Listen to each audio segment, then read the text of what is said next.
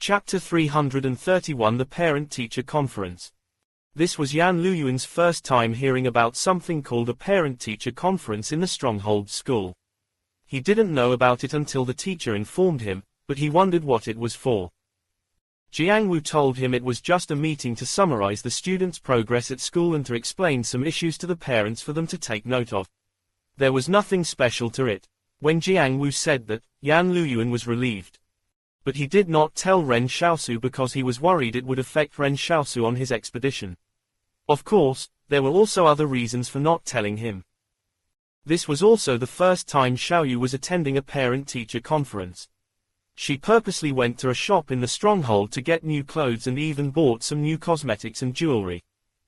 After Xiaoyu got dressed and walked out of her room, Yan Luyuan's eyes lit up. Big sister Xiaoyu is so beautiful. Xiaoyu had put on a simple pair of earrings and wore a new down coat and boots. She originally wanted to wear a skirt but was persuaded by Yan Luyuan not to as the weather was too cold.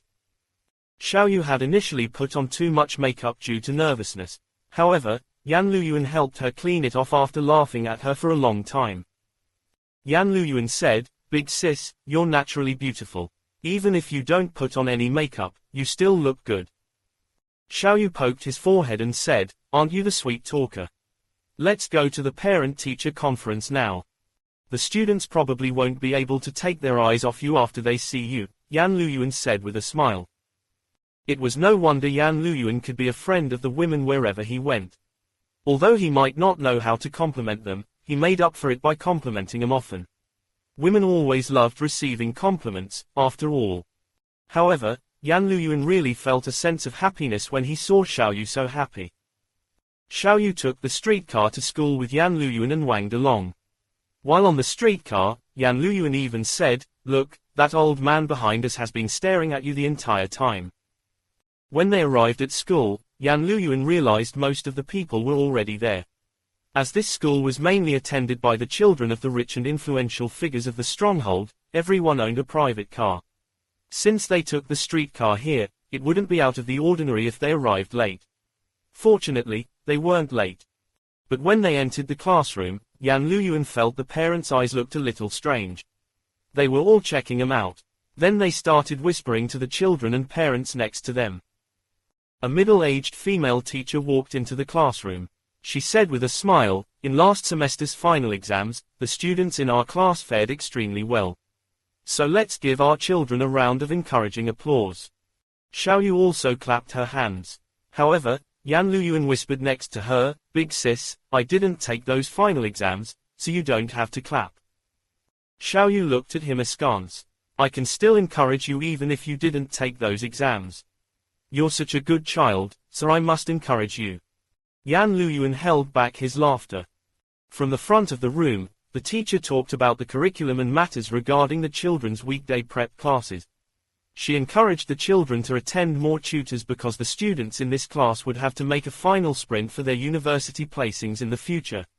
If they picked up knowledge beyond their years early, they would be one step ahead of those from the other high schools. As the saying went, once you got a head start in life, you would have an advantage. That was the logic. Yan Luyuan and Xiaoyu were not really listening to the teacher's speech. Although Ren Xiaosu had always urged him to study hard, Xiaoyu was afraid that Yan Luyuan would get exhausted from studying, so she did not place too much emphasis on his learning progress. She knew this was a form of pampering, but she couldn't help it. At this moment, the teacher said, "It's like this. I held the parent-teacher conference on a weekend afternoon because I'd like to take the opportunity to discuss some matters with everyone." The classroom fell silent. The teacher said, "Yan Luyuan. Wang Delong, are your parents here?" Yan Luyuan and Xiaoyu looked up at her. The teacher smiled at Xiaoyu and said, "You must be Yan Luyuan's guardian, right?" Xiaoyu replied with a smile, "Yes, I'm Yan Luyuan and Wang Delong's elder sister." "You look really young. Where are their parents? Why aren't they here?" the teacher asked. Xiaoyu was stunned for a moment before saying, "Miss, it's fine, you can speak with me." "All right, look here," the female teacher said, "the parents have recently given us some feedback that Yan Luyuan and Wang Delong are not performing as well as the others. Our class is the elite class in school. When the teachers are lecturing, they will definitely add in a lot of knowledge beyond the grade. Since their foundation is quite poor, they can't keep up with the rest of the class. Xiaoyu's mood gradually sank as the teacher went on. She had thought this would be a normal parent-teacher conference. Jiangwu also said it was just a session for discussing some of the more common issues and that there shouldn't be anything special to it. But things seemed to have turned out a little different from what they had expected. Xiaoyu said, "Miss, what do you mean? My Luyuan and Delong are very smart children. How could they possibly not keep up with the class? Please don't misunderstand," the female teacher said with a smile. "What I mean is that I would like for them to switch classes. The principals also know about this, and we're doing this for their own good. If they can't keep up with the class, they can't follow the lessons, and that won't be good for them. We want to transfer them to a normal class. There's no other meaning to it, so please don't mind it." What this teacher said was right, and she had also used the same reasoning to persuade the principals about this matter. This was all for the sake of Yan Luyuan and Wang Delong, as they really could not keep up with the progress of their class. Yan Luyuan and Wang Delong had close ties to Lu Yuan, so the principals did not agree to it at the beginning. But they eventually relented when they could not refuse the constant requests of the rich and influential parents. After all, their reasoning was not wrong. Even though Lu Yuan had entrusted someone to handle the enrollment for Yan Luyuan and Wang Delong, that person was not an authoritative figure. After weighing the pros and cons, the principals instructed the homeroom teacher to handle the matter. Xiaoyu said firmly to the female teacher, "Although I don't quite understand your arrangements, and maybe the decision that you brought up might turn out to be really good for them, I'm certain of something else. You should discuss matters like this in private with me and not use such a humiliating method to deal with the issue in front of the entire class." Although Xiaoyu was not a cultured person, she understood what was reasonable in this world. All of a sudden, a short female parent said, "Why should we talk reason with a refugee like you? My husband is the director of the public order division.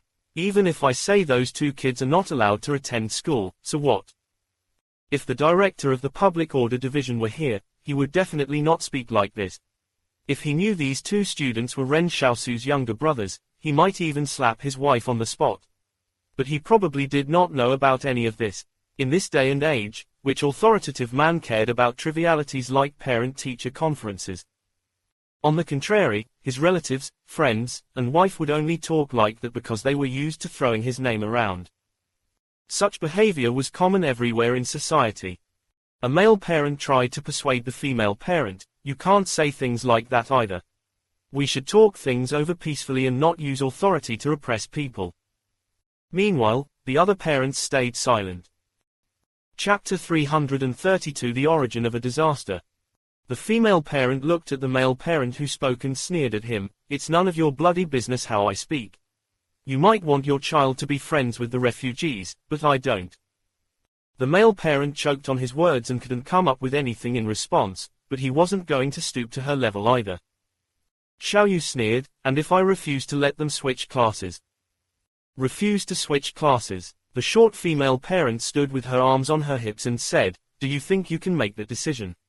Why don't you ask the parents and students in class if they agree to it or not first?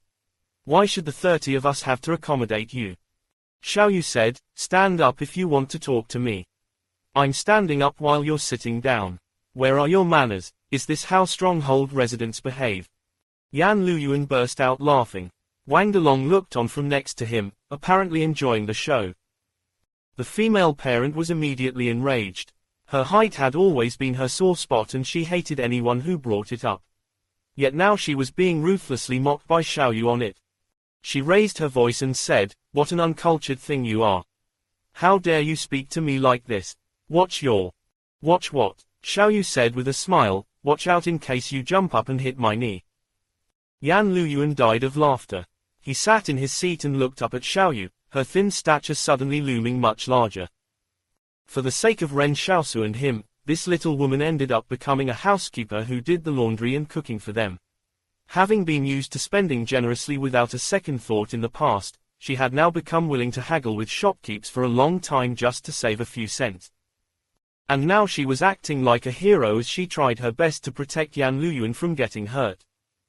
Normally, Yan Luyuan was actually quite annoyed by Xiaoyu. She demanded him to wash his hands before eating and made sure he wore his full clothing when it got cold. He also had to eat some vegetables he didn't like because Xiaoyu said he needed to have a balanced diet. But as he thought back on the past, that was the warmth of family. It seemed that only with Xiaoyu around did their family feel complete. If they were without her, this family would lack a kind of warmth. Looking at Xiaoyu, the female parent was so irritated she couldn't utter another word. She rushed at Xiaoyu and wanted to slap her face. However, Xiaoyu dodged in time and slapped her back, knocking off her glasses as well. After slapping her, Xiaoyu did not take the opportunity to hit her again. Instead, she retreated. Some of the parents quickly stood up to stop the fight. The female parent tried again to slap her, but there was no chance to do so anymore. Xiaoyu had gained the upper hand, and it was as though she had expected such a thing to happen. The refugees were much fiercer than the people from the stronghold when they fought. That was regardless of whether they were male or female. Someone suddenly said, "Why don't we hear the children's opinions? See what they have to say about the matter." A child spoke up, "Ever since they arrived, there's been cases of pencils and erasers going missing in class." Xiaoyu was unable to stand it any longer. She started cursing, "Bullshit, whose badly disciplined child is that to cast stones at others? Who doesn't have pencils and erasers? I bought many of them for Luyuan, so why would he need to steal yours?" However, that parent who had been slapped exploded into anger again. "How dare you say that about my son? Your mouth is filthy. One look at you and I know you do illicit activities outside the stronghold. The money you earn is dirty too, isn't it?" Yan Luyuan was stunned. He immediately turned to look at Xiaoyu, but he found that the usually glib Xiaoyu was dumbfounded. That was her most painful emotional scar, and it was suddenly uncovered by someone now. Xiaoyu looked a little confused and helpless. She was like an injured little animal. The darkest and most depressing time of her life was a burden Xiaoyu constantly had to carry around. That was why she always felt like she couldn't integrate into the family. It was not that Yan Luyuan and Ren Xiaosu did not treat her well, but because she felt she was unworthy of them. Early this morning, Li Xiaoyu thought the world was fresh and exciting. It was like she climbed out of her nightmarish hellscape in the middle of the night and into the world to enjoy the scenery. But now she was dragged into hell once again. When the female parent saw Xiaoyu's reaction, she got smug. "See, look at her. I wasn't wrong. I was spot on, wasn't I?" Yan Luyuan looked at her and said, "I'm warning you, don't say anything else." "Why can't I?" The female parent snarled, "How can a promiscuous woman like her be allowed to attend the parent-teacher conference?" Yan Luyuan roared, "I told you, don't say anything else." Done speaking, Yan Luyuan broke through the crowd and slapped her face. Many of the people had wanted to stop Yan Luyuan when they saw him charging. But when Yan Luyuan collided with them, they realized they could not stop him. The young man was surprisingly strong. The classroom was in complete chaos, and many of the tables were even overturned. But when he was about to kill that woman, Xiaoyu hugged him from behind and said softly, "Luyuan, let's go home." Yan Luyuan stood there quietly. Tears suddenly streamed down his cheeks. Xiaoyu said softly again, "Luyuan, let's go home." "Delong, let's go." Yan Luyuan held Xiaoyu's hand and walked out of the front door. He no longer wanted to attend school. Wang Delong quickly followed closely behind them. Before he left, he even spat at that female parent. Yan Luyuan hit her so hard she was still in a daze. Lu. On their way back, Xiaoyu held Yan Luyuan's hand tightly in the fear that he would get impulsive and kill someone. She knew that if Yan Luyuan used the nanomachines and started killing people, the classroom would have turned into a river of blood, and no one could have stopped him. She also held Yan Luyuan's hand tightly like she was afraid she would lose him. It was as though she was scared Yan Luyuan would abandon her. But just as they were about to reach home, a car suddenly sped towards them. The driver of the car was so drunk he kept flooring the gas pedal. The pedestrians on the streets cried out in alarm, but the driver paid them no heed and continued accelerating. A vehicle speeding rampantly on the road like that was as good as the Grim Reaper waving his sickle at them. But just as the car was about to hit Yan Luyuan, he pulled Xiaoyu and Wang Delong to safety like he already knew beforehand what was going to happen. Xiaoyu stared dumbfoundedly at Yan Luyuan. Curse manipulation was a new world Xiaoyu had personally opened up for Yan Luyuan. So she knew Yan Luyuan possessed such a power and also knew he would receive a similar backlash whenever he used it. She asked in a whisper, "Has she died already?" Next to her, Yan Luyuan said calmly, "She must die. Let's head home right away." Xiaoyu pulled Yan Luyuan with her. Her feeble little body dragged Yan Luyuan along in a stubborn yet helpless manner. Chapter 333 Blessed with Minds in the Backyard. If Yan Luyuan did not have the nanomachines, he would already have died, and Xiaoyu and Wang Delong might even have been implicated. It seemed precisely because of this reason that his strength did not increase like the others after becoming a supernatural being. The world was apparently preventing him from abusing his power. That was supposed to be his shortcoming, but Ren Xiaosu had helped him mitigate it.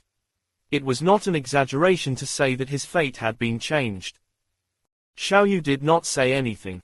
She could sense the beast in Yan Luyuan's heart that had previously been restrained by Ren Xiaosu was about to crawl out and start attacking people. But she did not know how to stop it. She only knew that Yan Luyuan shouldn't become like that. A moment later, the neon sign hanging above them suddenly crashed down due to a loose screw. Yan Luyuan once again pulled Xiaoyu and Wang Delong aside and avoided the accident. Xiaoyu asked softly, "Who was it this time?" "Big sis, don't bother yourself with this," Yan Luyuan answered. "Can you stop killing people?" Xiaoyu said to Yan Luyuan. "No." Yan Luyuan shook his head. He thumped his chest. "Something's weighing heavily on my chest, and it makes me very uncomfortable, yet I can't seem to get it off my chest." Xiaoyu suddenly started crying. "Luyuan, stop it. I'm not worthy for you to do all this for me. Let me bear the responsibility since it was my own fault." Yan Luyuan looked at her stubbornly. "No, you're worth it." Then Yan Luyuan reached out and wiped her tears away. "Don't cry. I've already killed her for you, and I'll send her family members to hell with her." Xiaoyu did not know what to do anymore. Without Ren Xiaosu around, there was not a person who could restrain Yan Luyuan. Seeing Yan Luyuan's murderous rage getting stronger, Xiaoyu hugged Yan Luyuan tightly. "Don't you remember what your brother said? Don't let the sorrows of our era become your sorrow as well."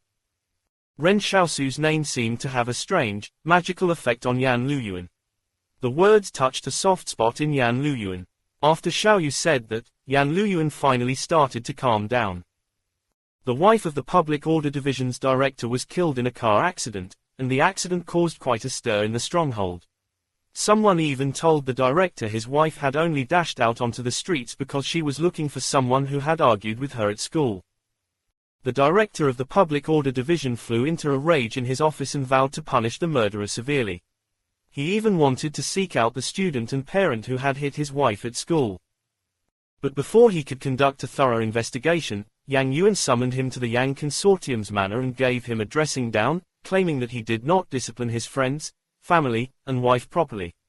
Yang Yuan even said that as the director of the Public Order Division, he could not differentiate right from wrong. If he caused any further trouble, he would be removed from his position as the director of the Public Order Division. When Yang Yuan reprimanded him, Yang Yuan spoke pompously. However, the director of the Public Order Division knew there had to be a reason for this. Yang Yuan was definitely not someone who would reprimand him because of justice. This matter must have affected the interests of Yang Yuan. It was only then that he calmed down and recalled what had happened. Then he remembered someone saying it was a refugee who was the cause of the matter. Wait a minute, there weren't that many refugees in the stronghold. There were probably less than 10 refugees who had gotten into the Yang Consortium's stronghold over the years, so it would definitely be easy to find out who it was. However, there was one young refugee who had been enjoying the limelight recently. No, wait, there was also a group of refugees who had come into the stronghold recently. When he finally got someone to investigate the matter and found out the truth, he was shocked to discover the young man who had quarreled with his wife was actually Ren Xiaosu's younger brother. After finding out about this, he immediately understood why Yang Yuan was not on his side this time. However, his first reaction was not to risk his position as director of the Public Order Division, nor was it to take revenge for his wife. He just mentally cursed at her for being such an idiotic woman. Afterwards, he instructed his subordinates to stop investigating the matter. Whatever happened at the school was wholly unrelated to the traffic accident. That stupid woman had brought it upon herself for failing to obey traffic rules, and her death had nothing to do with anyone else. Once the case was concluded, the entire stronghold flew into an uproar.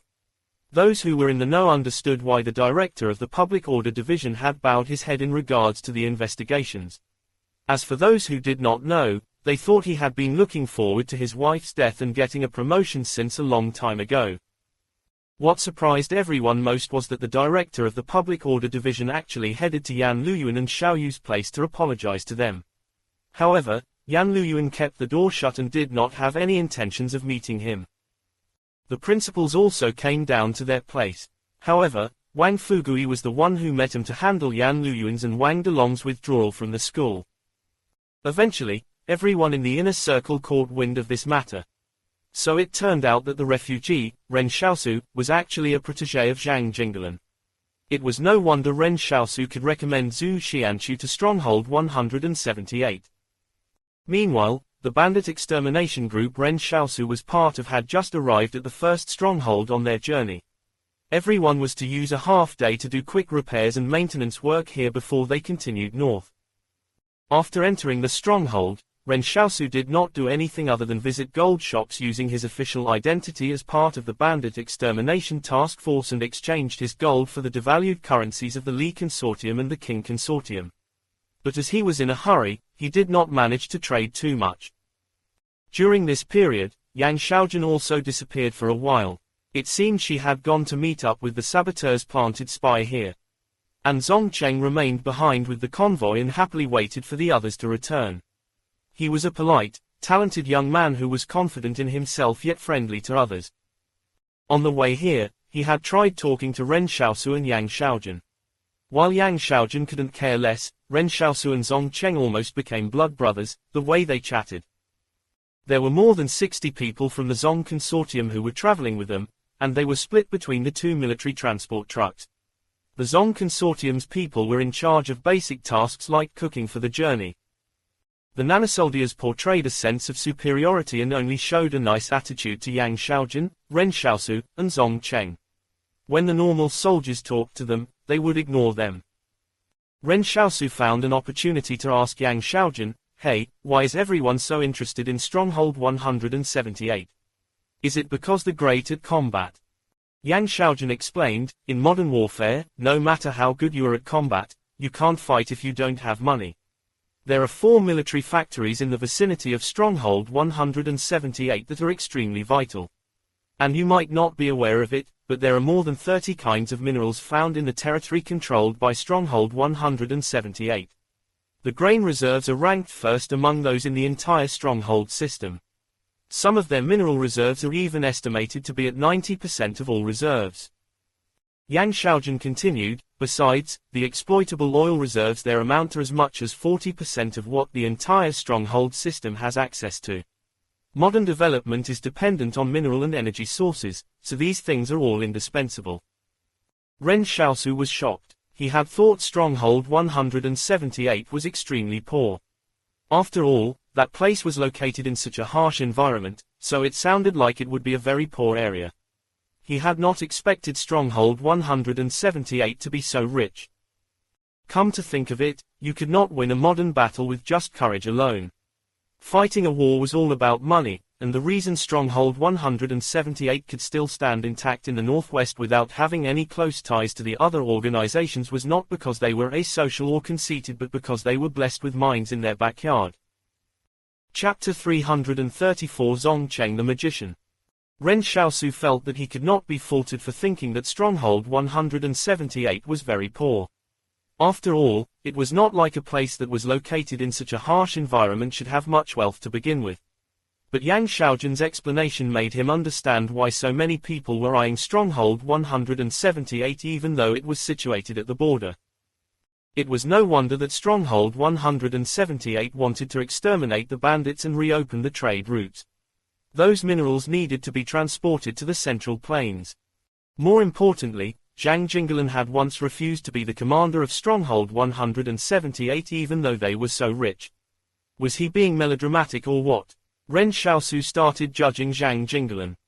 When they arrived at the second stronghold to do repairs and maintenance, Yang Xiaojun disappeared off to somewhere again.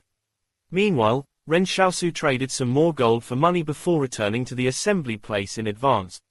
When he got back, Yang Xiaojun hadn't returned yet. Zong Cheng was laughing and chatting with the Yang Consortium's nanosoldiers. His own soldiers had brought over some folding chairs for the nanosoldiers and even provided them with some specialties from the north as snacks. It seemed that Zong Cheng was highly interested in these nanosoldiers and was willing to interact with them. No matter how arrogant the nanosoldiers might be, they would still not put on any airs in front of an important figure from the Zong Consortium and conversed quite happily with him. When Ren Xiaosu returned, he did not approach them immediately. Instead, he observed them from afar. It looked like Zong Cheng was performing some magic tricks for them.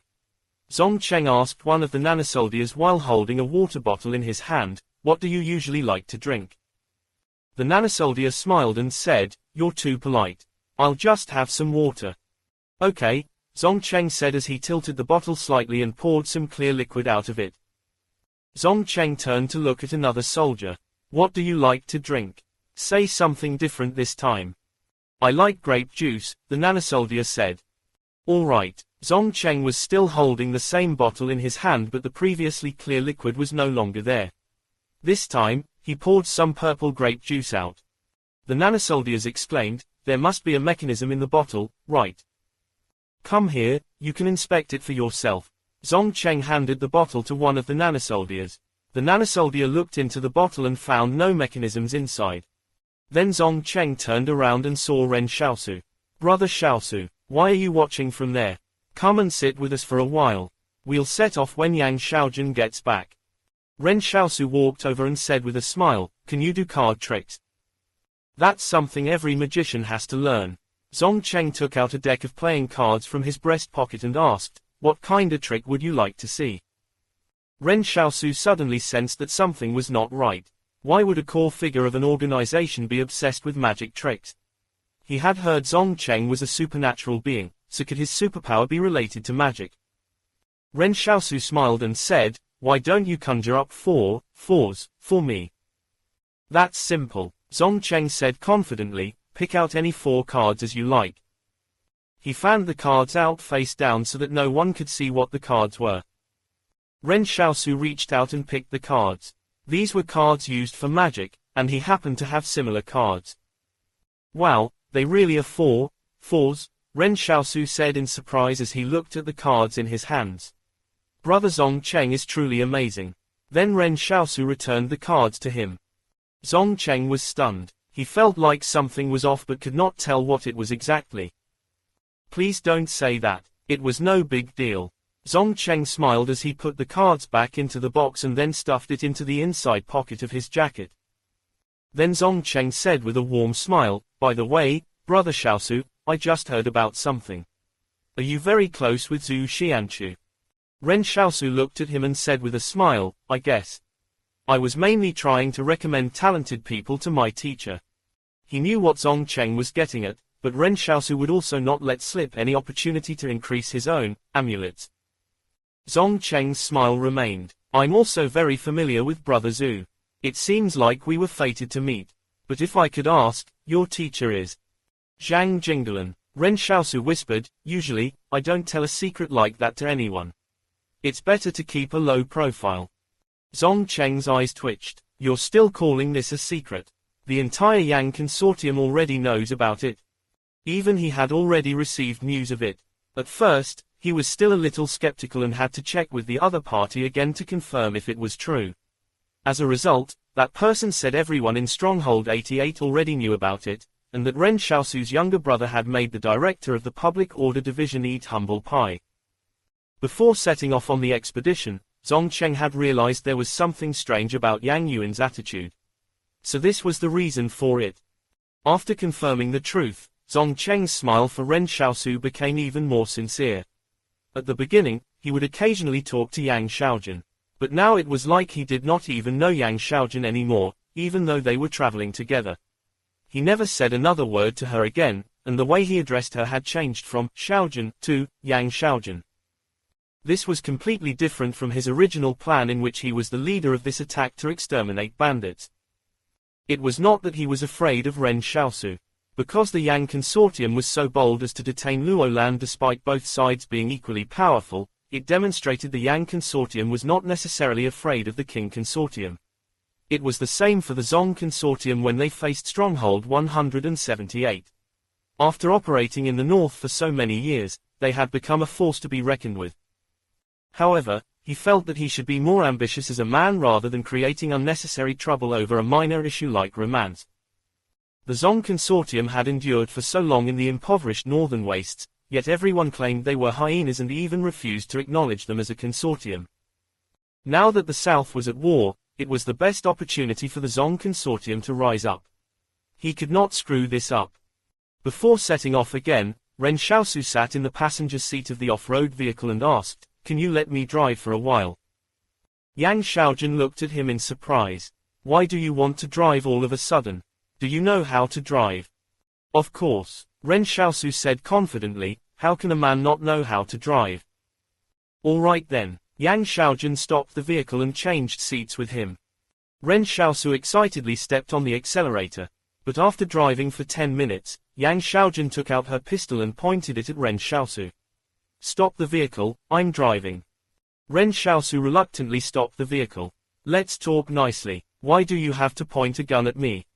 Yang Xiaojun rubbed her temple and changed the topic. "After we leave the stronghold, north of that is the valley. When the time comes, I'll shake off Zongcheng and the nanosoldiers so that we can act on our own." Ren Xiaosu was taken aback. "Aren't we going to exterminate the bandits? How are we going to exterminate the bandits with just the two of us?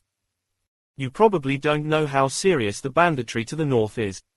Yang Xiaojun explained, "There are already hundreds of large bandit gangs living there, with the smallest groups with members numbering in the double digits. They're all threats the Zong Consortium created over the years. There's that many of them." Ren Xiaosu was surprised to find out there were hundreds of bands of bandits. "So we won't be their match if we encounter a larger gang of bandits with only the 100 of us," Yang Xiaojun said. Chapter 335 Acting Alone. "Then why didn't they send some more people?" Ren Xiaosu asked. "Aren't they sending us to our deaths? They could have just sent the army to eliminate the bandits. Do you know why that place has become an unincorporated zone?" Yang Xiaojun said, "It's because it's the transit hub of the Northwest with links to 4 different places, of which 3 lead to the Zong Consortium, the Yang Consortium, and Stronghold 178. Whoever sends their troops into this area will attract the suspicion of the other 2. In the past, there was no lack of friction among the 3 groups over this matter. None of them wants anyone else to gain control of this route. So that area eventually became a gathering place for the bandits since no one could do anything about it." Ren Xiaosu asked. "No wonder the 3 organizations are conducting this operation together at the mention of exterminating bandits. Even Zhu Xianchu had to specially make a trip to the Yang Consortium." "Yes, some large bandit gangs even settled down over there and turned to stealing women from the refugees to keep them company." Yang Xiaojun said, "If there's a need to deploy troops there to exterminate the bandits, the 3 organizations have to work together. Since everyone wants to kill the bandits, the mission must be carried out no matter what. Everyone should have just sent the troops together then," Ren Xiaosu said in a speechless manner. "What's the point of sending us there? It's extremely easy for the bandits to hide in the valley because of the complex and peculiar terrain." Yang Xiaojun said, "So someone has to first get a better understanding of the bandit situation in the entire valley and find out where they're located to assess if there's a chance of killing them in one fell swoop before making further plans." With that, Ren Xiaosu understood they were just going there to scout the path and did not have to participate in any battles. He and Yang Xiaojun weren't even a part of this plan at the beginning. The primary mission was supposed to be conducted by the 30 nanosoldiers along with the Zong Consortium's soldiers. If the troops were deployed directly into the valley, many of the bandits might go into hiding or run away. Furthermore, it would be very easy for the 3 organizations to fight each other. "When you say that you want to shake them off, it's mainly Zongcheng that you want to shake off, right?" Ren Xiaosu probed. "Yes." Yang Xiaojun nodded and said, "As the Zong Consortium is more familiar with the valley, they suggested they should lead the way this time. However, the banditry issue originated from them, and many of the bandit gangs have ties with them as well. If they lead the way, we can only see what they want us to see. In any case, they would have to avoid the Zong consortium and not get led by the nose. Ren Xiaosu did not have any problems with that. Honestly, Yang Xiaojun was a daredevil. How could a normal person barge into a bandit's lair just like that? Ren Xiaosu asked, "Aren't you worried that something will happen along the way?" Yang Xiaojun glanced at him. "Don't I have you to protect me?" Then she stomped on the gas at an intersection. When they exited the stronghold, Yang Xiaojun deliberately drove to the rear of the convoy. By now, the convoy in front of her had turned down a side road. So when Yang Xiaojun suddenly took the other route and drove west, the vehicles ahead of her could not react in time. By the time they realized the off-road vehicle driven by Yang Xiaojun had detoured, it was too late for them to turn around. They could only stop their vehicles and watch Ren Xiaosu and Yang Xiaojun drive all the way northwest, leaving a huge trail of dust behind them. The southern wilderness was filled with lush greenery, but in just the short distance spanning two strongholds, the landscape had suddenly changed from a lush green to a khaki land filled with sand mounds. From here to the north, it would be hard to see an entire forest again. The remaining vegetation that could be seen were squat shrubs. When severe soil erosion had happened here before the cataclysm, and desertification was already an unstoppable trend back then and could only have been prevented by putting in a great deal of manpower, logistics, and funding into its reversal. But with the advent of the cataclysm, the lands became completely deserted. Zong Cheng had a calm expression as he stood outside the vehicle and looked at the off-road vehicle departing west. One of the nanosoldiers on the ground asked, "Platoon commander, what do we do now?" The platoon commander gave it some thought and said, "We'll continue with the original plan and carry out our mission." Yang Xiaojun and Ren Xiaosu were not included in their original mission plans to head deep into the northern valley. So even though Yang Xiaojun had just left, it did not fluster them. Zong Cheng looked at the nanosoldiers and said with a smile, "They might have a more important mission to conduct. But that's all right. I hope that we can happily work together in the coming days." Based on the established plan, Yang Xiaojun and Ren Xiaosu should have followed the convoy east where they would pass by the front lines at Mount Shangying, Mount Lianta, and Mt. Donghua before proceeding to the core of the valley. But with Yang Xiaojun's detour, she would have to pass through Mount Daban, Mount Tangwang, and Mt. Guan before meeting up with the rest of the convoy again. She had already planned for this as she wanted to see for herself what the banditry situation in the valley was really like. After driving for a short while, they abandoned their vehicle and walked on foot. Although this would slow their progress, they would not be easily identified as members of an organization. Yang Xiaojun had even prepared specific rags just so it would make them look like refugees who had escaped from a Yang Consortium factory. Yang Xiaojun said, "Actually, there's still many small human settlements in the valley. They're all refugees who can't stand the exploitation of the consortiums and have fled here to farm near a water source." "Aren't they afraid of the bandits?" Ren Xiaosu asked. "The bandits deliberately left quite a few refugees alone in the valley and won't harm them." Yang Xiaojun said, "I wonder who gave them the idea, though. Whenever an organization conducts an operation to exterminate them, if there isn't enough time for them to go into hiding, they'll simply stash their weapons and escape to the refugee settlements where they pretend to be refugees who live there as well." Ren Xiaosu was surprised by her answer. "What's the point of doing that? To the organizations, people are also a kind of resource." Yang Xiaojun said, "When the Yang Consortium first started their operations to exterminate the bandits, they would escort any refugees back to the stronghold's town if they came across them and make them work at the factories to continue creating value. But after about a year, the bandits who had impersonated refugees would abduct some of the refugees and head back to the valley. It isn't easy for the bandits either, huh?" Ren Xiaosu sighed. "I suspect there's someone behind the scenes advising them," Yang Xiaojun said. "Or it could be their own smarts," Ren Xiaosu said as he stood atop a mound. "I'm not saying the bandits are stupid, but someone powerful must be backing them." Yang Xiaojun said, "Some years ago, the ruins of the Cataclysm civilization were cleared out. With nothing much left to scavenge, and the merchants too afraid to come by, what did they survive on in recent years? We also found out these bandits often acquire brand new weapons and motorcycles. Some of the bandit gangs are even quite up to date with the latest news. If you tell me they don't have some sort of corporation backing them, I'd refuse to believe it." Chapter 336 The People Supporting the Bandits. Ren Xiaosu wondered, could it be the Zong Consortium? Didn't you say that the bandits originated because of them? Yang Xiaojun shook her head. No, it seems the forces supporting the bandits with their resources are likely to be against the Zong Consortium. That's also why the Zong Consortium is helpless about the situation. The people behind it are especially hard to seek out. It's like they're rats or something. Ren Xiaosu had been confused. But when Yang Xiaojun mentioned the word, rat, he suddenly thought of Luo Lan for some reason. Although there was an extreme difference in their body size, they had one thing in common, and that was how they loved scuttling around in the sewers. At this moment, Ren Xiaosu felt he could guess who was supporting the bandits to gross the Zong Consortium out. If it was really as he had guessed, King Zhen and Luo Lan's foresight would be much greater than the Yang Consortium's. After all, the Yang Consortium had only thought of forming an alliance with the Zong Consortium in the past 1 or 2 years, while the bandits had been troubling the Zong Consortium for 5 to 6 years. If it were really King Zhen and Luo Lan who were behind this, just how scheming would they have to be? What were they really after?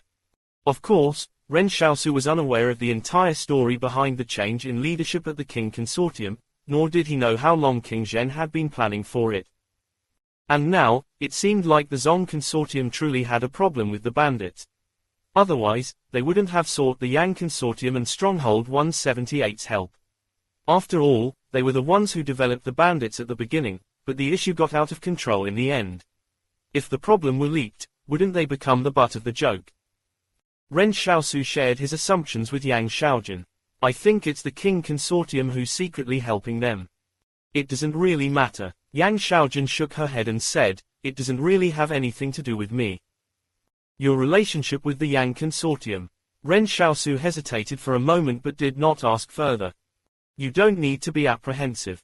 Yang Xiaojun said, the Yang Consortium is starting to decline, and family ties are something that's become dispensable. Let's head to Mount Daban now. There's some small bandit lairs and refugee settlements congregated there. Are you familiar with this region? Ren Xiaosu asked. I'm pretty familiar with the outer perimeter of the valley. Yang Xiaojun said, I came by here frequently some years back. Ren Xiaosu was taken aback. What were you doing here? I came to practice shooting, Yang Xiaojun answered. Ren Xiaosu realized Yang Xiaojun had actually used the bandits out here in the wilderness for target practice. It was no wonder Ren Xiaosu felt like Yang Xiaojun was sometimes very similar to him. They were like the grass that grew in the wilderness. Would you like to learn? Yang Xiaojun looked at Ren Xiaosu and said, I can teach you. Ren Xiaosu's eyes twitched. My marksmanship is also quite good. I don't know what kind of power you have that you can actually learn the skills of others directly, Yang Xiaojun said, but you didn't manage to learn it completely, right? Your breathing technique is wrong. Ren Xiaosu smiled. As expected of someone with perfect firearms proficiency, she immediately noticed his shortcomings at a single glance. Although he had managed to copy her proficiency, there had to be a huge gap in proficiency between the advanced firearms proficiency and perfect firearms proficiency. He stopped acting unreasonable. How do you plan to teach me? I'll teach you through actual combat, Yang Xiaojun said calmly. Ren Xiaosu muttered, and I was thinking you would place your hand on mine to teach me. What? As Ren Xiaosu's voice was too soft, Yang Xiaojun could not hear him. Ren Xiaosu said, nothing. Yang Xiaojun looked at him and asked, how should I make myself look more like a refugee? You've asked the right person. You can't wear this cap anymore. Ren Xiaosu said, what refugee wears a cap? Yang Xiaojun decisively took off her cap. Ren Xiaosu was stunned as he rarely saw her without her cap. And then, Yang Xiaojun asked. Ren Xiaosu examined her and said, your hair is too neat, but you don't have to make it too untidy. You can just leave it slightly disheveled. Although her clothes seemed rather refugee-like, some details were still quite different upon closer inspection. As refugees tended to cut their own hair, everyone's hairstyle was always unkempt. But after he finished saying that, he saw Yang Xiaojun take out a dagger from her sleeve and cut off her hair without hesitation. After that, she ruffled it a little. Yang Xiaojun originally had a chin-length bob that was neat and tidy. But after she cut it off with the dagger, her hair became disheveled. Although she would return to her original appearance in another month or two, Ren Xiaosu was surprised by how Yang Xiaojun did not care about her image just so that she could look more like a refugee. He knew that some girls in the stronghold cherished their hair as much as their lives. This Yang Xiaojun was really willing to go all out to get things done. Yang Xiaojun gave a few slight shakes of her head and said, "What about now? Do I look more like one now?" That's more like it." Ren Xiaosu held in his laughter and said, "Your face still looks a little clean, as well as the lining of your clothes. But never mind that. Based on what you said earlier, it will still take us another day before we arrive at Mount Daban. After we travel in the dusty wilderness for a day, we won't be clean anymore." "Okay." Yang Xiaojun nodded. "Let's come up with a narrative first. I don't want us to blow our cover when we find a human settlement and someone asks us about our relationship. How old are you?" It seemed like this was the first time the two of them were asking each other the more personal questions. They had never discussed these matters before. Back at the Jing Mountains, they talked about what might lie in the mountains. When they were at Stronghold 109, they talked about the Li Consortium's breakthrough in their research. These days, they discussed the banditry that was going on in the valley. Somehow, they had never really gotten to know each other. It was as though they were not too worried about that. Ren Xiaosu vaguely remembered that Yang Xiaojun should be 18, while he was 17. If he told the truth, he would probably have to address her as big sister, and that would be quite unfortunate for him. Ren Xiaosu gave it some consideration. "I'm 20 this year." Yang Xiaojun nodded. "Well, I'm 21, so you can just call me Big Sis. Don't have a slip of tongue when we encounter other people." Ren Xiaosu was speechless. Wasn't she fucking lying through her teeth? In the past, Ren Xiaosu was always the one who tricked others, so how did he end up getting tricked by someone else today? "You're 21, Ren Xiaosu said unconvinced. "Take out your ID card and let me have a look." "I lost it," Yang Xiaojun said nonchalantly. "Enough, you don't have to mind those details. You were the one who lied first." Ren Xiaosu could only take the loss silently. Even as the two of them advanced northwest, he was still thinking about how to get back at her. In the vast wilderness, the two of them were two tiny black dots, and the hills on the land were waves rolling across the ground. During the evening, their shadows were stretched extremely long on the ground. The sparse clouds above their heads also extended all the way into the distance and connected with the ground. At night, the sea of stars in the sky was so dense that they looked like they could be touched with an outstretched arm. Yang Xiaojun said while hurrying along, "I'm hungry." Ren Xiaosu echoed, "Me too." "That's not what I wanted to hear." "Hey, why didn't you bring any food with you?" "I'm a refugee now. How can a refugee have any food?" Yang Xiaojun justified. "And with you following me, there isn't a need to bring any food either." Chapter 337 Sniping is a natural talent. Sniping is a natural talent. Yang Xiaojun lay prone behind a mound, hiding herself completely within the cover of some bushes. Unless someone were to look down from above, it would be near impossible to notice that someone was lying there. Yang Xiaojun said to Ren Xiaosu, who was also prone next to her, "In our training, your sense of balance and the steadiness of your advanced neural activities determine your ceiling from the day you're born." These terms might not match the scientific expressions used in biology, but were used to calling them that. It's not just talent alone, thought. There's also your personality, which is difficult to foster and change. Yang Xiaojun said, "In a personality assessment, there are 16 possible types based on the assessment of a set of judgment criteria.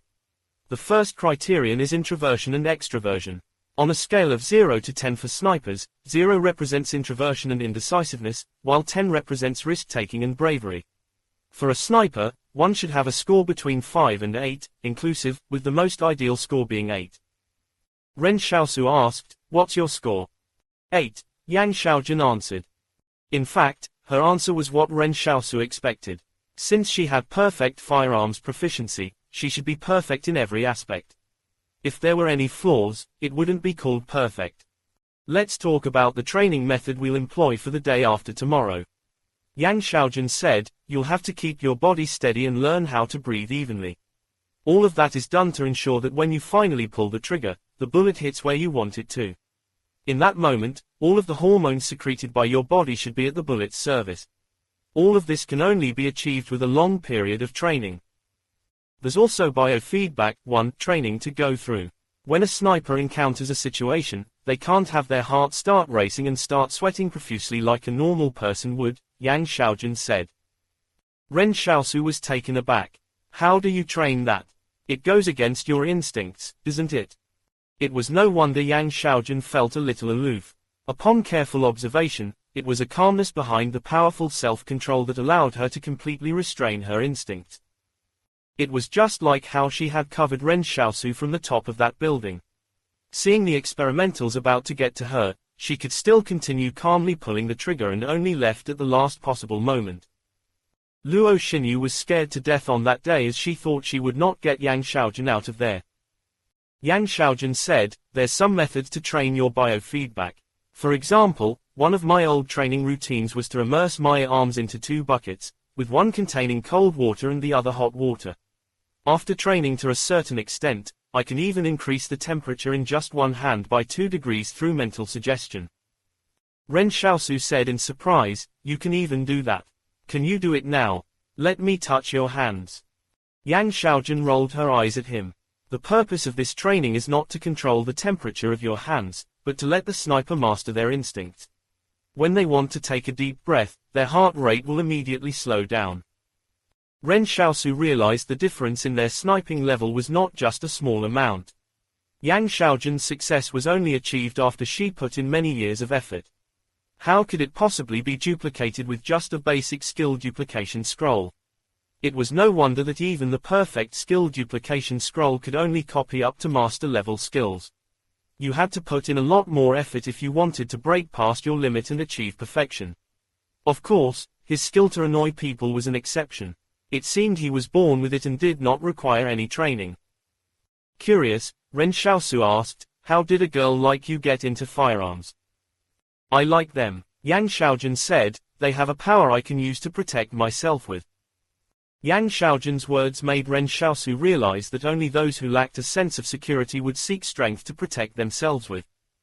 Was it tough? Ren Xiaosu said with a sigh. It'd be a lie if I said it wasn't tough, Yang Xiaojun said, but I enjoy it as well. Why did you come out into the wilderness to practice your marksmanship? Ren Xiaosu said. For desensitization training, Yang Xiaojun explained, it's so I would not be affected mentally after seeing corpses, blood, and death. Ren Xiaosu stared blankly at Yang Xiaojun and wondered what this girl had been through. Yang Xiaojun wondered, we've already been waiting for a day now. Why aren't any bandits passing by yet? This used to be a necessary route for bandits to take. They had been lying here in wait for the entire day. On one hand, Yang Xiaojun wanted to see if Ren Xiaosu possessed the right qualities to be a sniper. On the other hand, they could observe the movements of the bandits from here. As a result, Yang Xiaojun realized Ren Xiaosu seemed to have as high an endurance as her. Although they had been lying in the bushes for more than 8 hours, Ren Xiaosu did not even change his posture once. But what surprised Yang Xiaojun most was that even though Ren Xiaosu did not change his posture or even move a little, she could clearly feel him tightening and relaxing his muscles all the while. This was to help his blood circulation so that his muscles would always remain in a relaxed state. Yang Xiaojun had no doubt that if danger appeared, Ren Xiaosu, who had been lying here motionlessly all day, could quickly engage in a high-intensity battle. She wondered how this young man had trained himself to such a state. She slowly got up from the ground.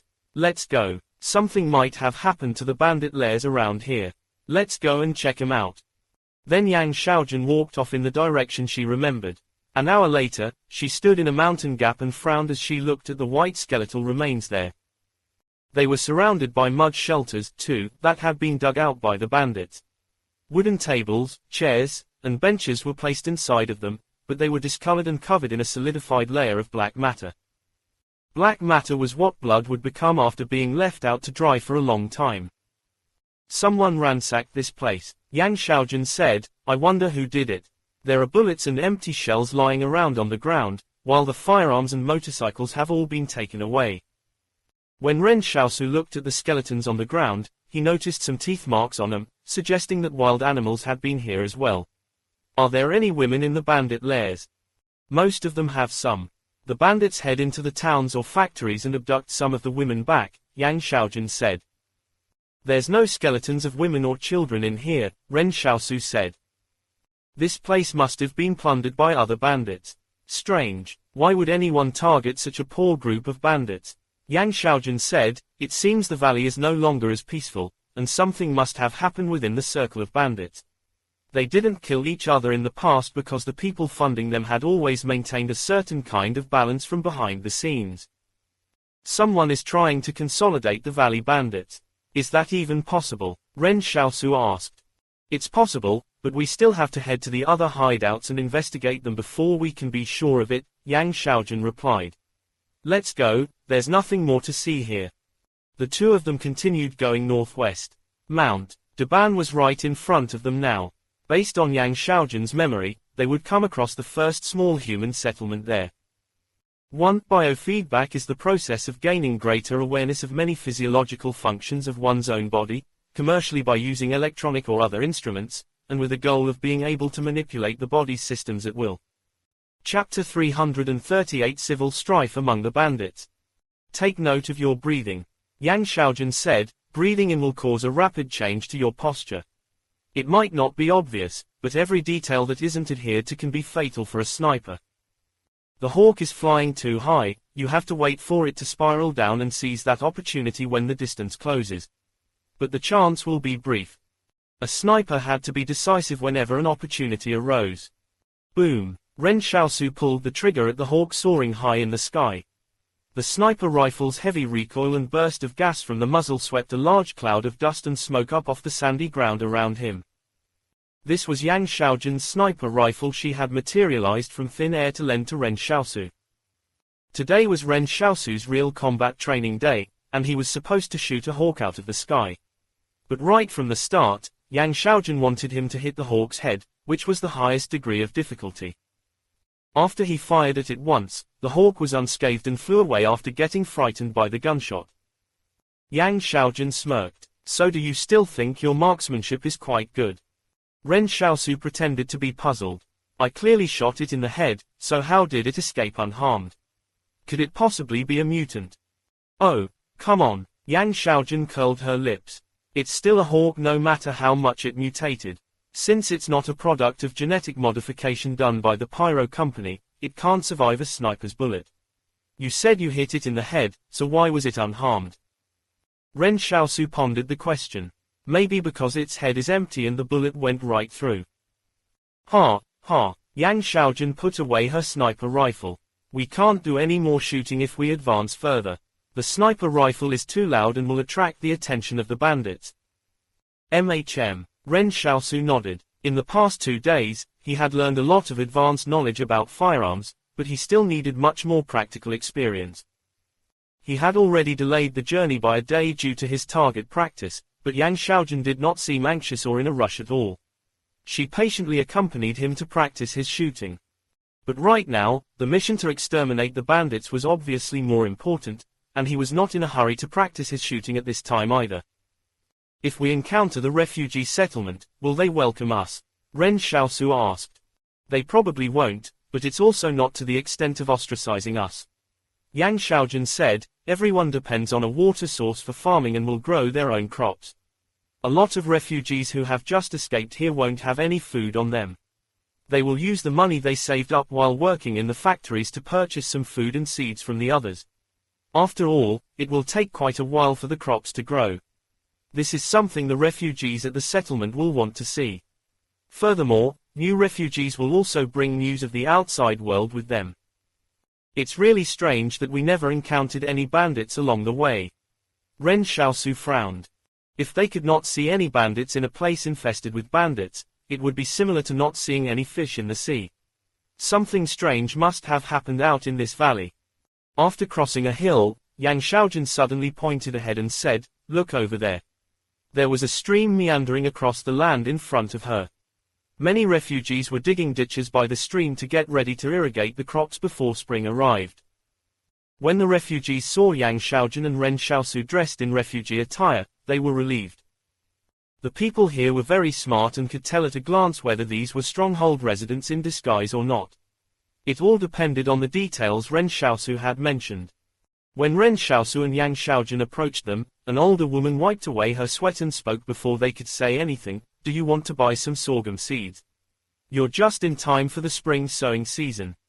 Yes. Ren Xiaosu took out a bag wrapped in cloth and flipped through several layers before he found some loose coins.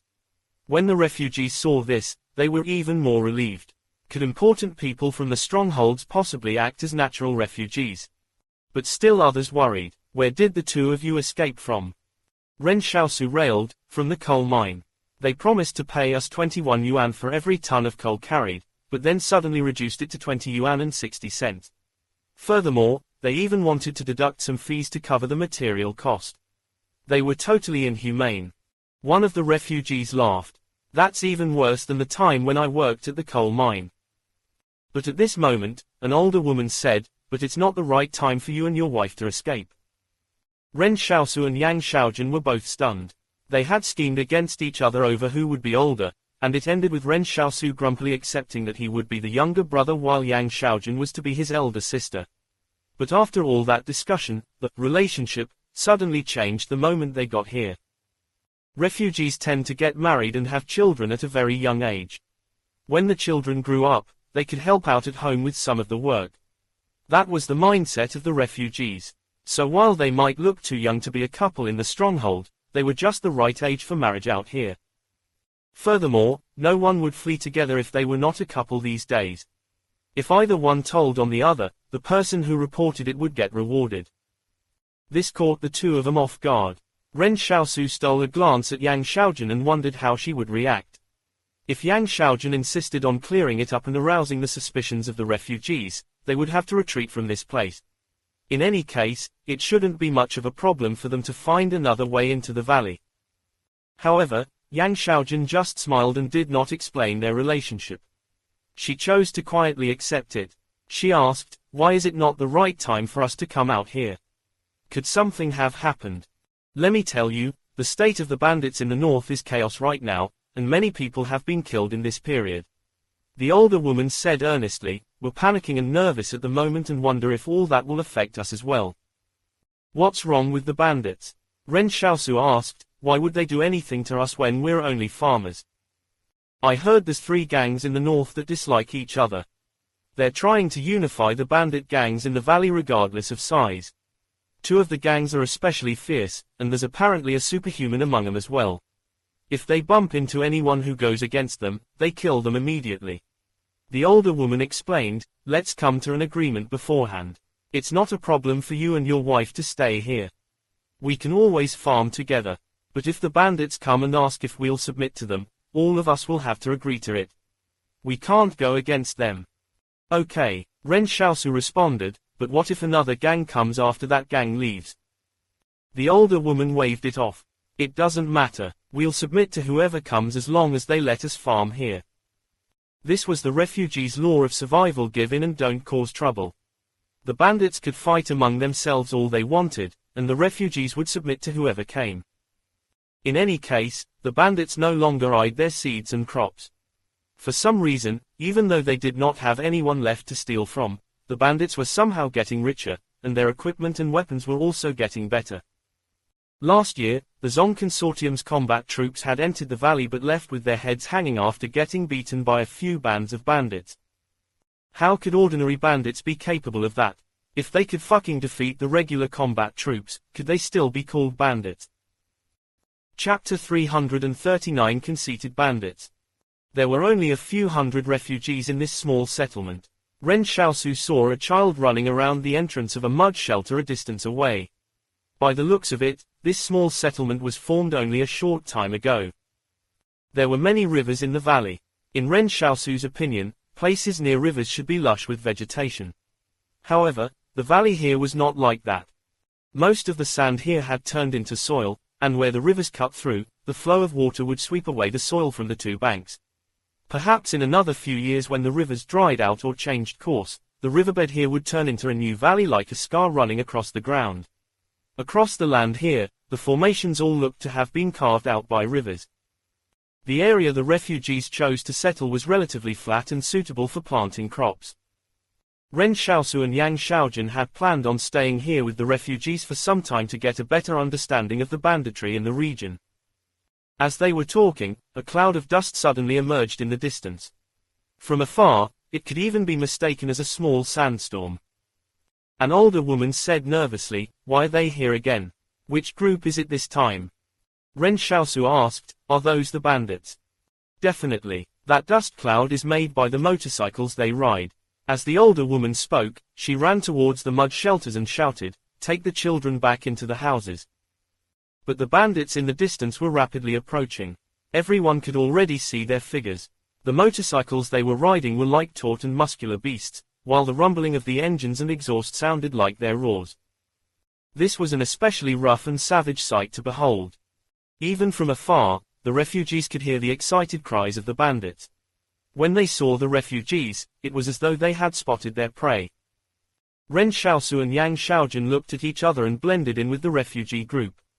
They wanted to observe the situation first. The refugees seemed to already have experience in dealing with such situations. After hiding their children away, they stood in line on the flat ground as though they were about to welcome their superiors. The only difference was that their line was rather crooked, and everyone in the group had starkly different moods. Ren Xiaosu did a count and found slightly more than 20 bandits in this band. A group of this size would not be considered a very powerful force in this valley. However, he did not know how many other members they had back at their lair. The gang of bandits rode their motorcycles and circled around the refugees while roaring. This was a show of force by the bandits. Round after round, the circle became smaller, and the refugees cowered together in fear. When the refugees became visibly scared, the bandits slowly came to a stop. One of them jumped off his motorcycle and pulled down the scarf covering his mouth. "You people are farming here." "Yes, that's right," one of the refugees said in fear, "We've been farming here for several years already." "What's so interesting about farming?" the bandit said as he spat out the sand in his mouth onto the ground. Then he smiled and said, "I see quite a few men here. Men are born to do lofty deeds. How can you call yourselves men when you're cowering here and farming every day?" "But what are we gonna eat if we don't farm?" the refugees said meekly, "We only want to grow some crops to feed ourselves with. From today onwards, all of you will become my subjects." Patting the face of the refugee in front of him, the bandit boss said, "Follow me and you'll have meat to eat and wine to drink. In the past, the consortiums bullied you. Join me and we'll go bully them in the future." Ren Xiaosu observed these people and thought about what Yang Xiaojun had said. There was an 80% chance their motorcycles were new, while the automatic weapons in their hands were even newer than the motorcycles. It was obvious they had just changed their equipment. Even more ridiculous was how many of these people were carrying 2 guns on their backs. It was as if they had too many guns and nowhere to use them. Perhaps the new equipment had given additional confidence to these bandits. With only a few more than 20 people, they even boasted about bullying the consortiums. When the refugees heard these people were going to declare war against the consortiums, they became even more afraid. "We don't want to fight the consortiums.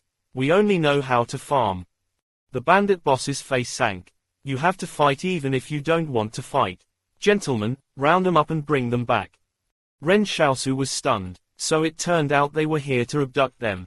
They were probably doing so because they had too many guns, more than the people in the group. So they knew they had to expand. This had to have something to do with the bandits' civil strife that was going on in the north.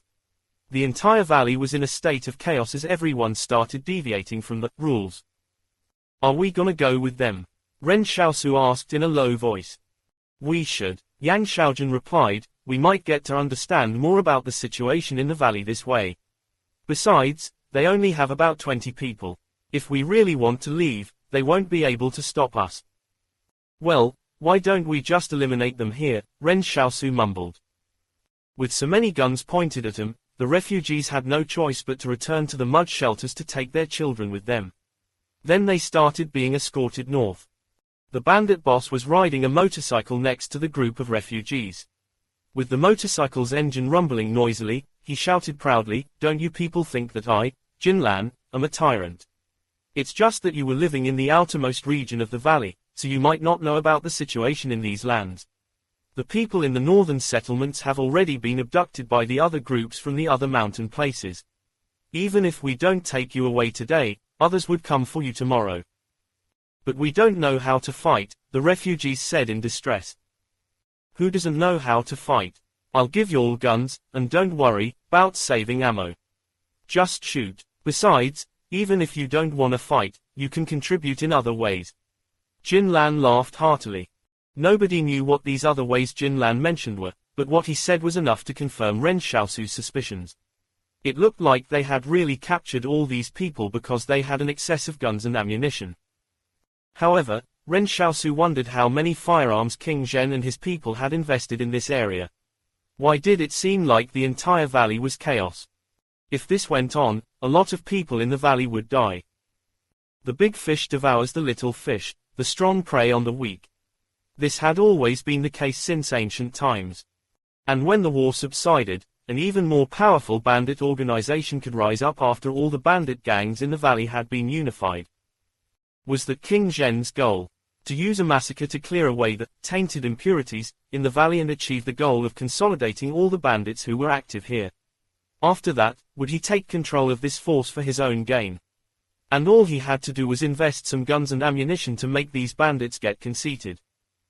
Although automatic rifles were a favorite among the bandits, the consortiums knew well that these guns and ammunition were worth close to nothing. Although he had no evidence, Ren Xiaosu was certain that King Zhen was behind all this. No one else would do something like it. Moreover, Ren Xiaosu was also certain that King Zhen still had subsequent plans for the valley, and that would be the power he would eventually use to complete the consolidation of the bandits here. At this moment, because the Yang Consortium was at war with the Li Consortium in the south, their defenses in the north were virtually empty. They would have, at most, an independent force garrisoning each of their strongholds. If this bandit army attacked south, they would definitely not be able to bring down the strongholds. However, they could easily destroy all the factories outside the strongholds, and that could set the Yang Consortium's economy back by 3 years. Meanwhile, the Yang Consortium was probably still thinking that the northern bandits would not amount to any threat. After all, which organization would be afraid of bandits? They were totally fine with leaving them in the valley to play by themselves. Facing such an opponent, the Zong Consortium and Yang Consortium would most likely have a really bad headache to deal with. Chapter 340. She's mine now. Just over 20 bandits were enough to threaten the hundreds of refugees. Furthermore, Ren Xiaosu did not see the refugees putting up any resistance. The bandit leader, Jin Lan, was still chattering non-stop. Don't y'all worry. Jin Lan, also studied for 2 years in the town school. I'm not an oaf who kills without batting an eyelid, and I won't do anything bad to y'all. Someone nearby butted up to him. That's right, our boss is very knowledgeable. Those bandits from the other gangs can't compare to him.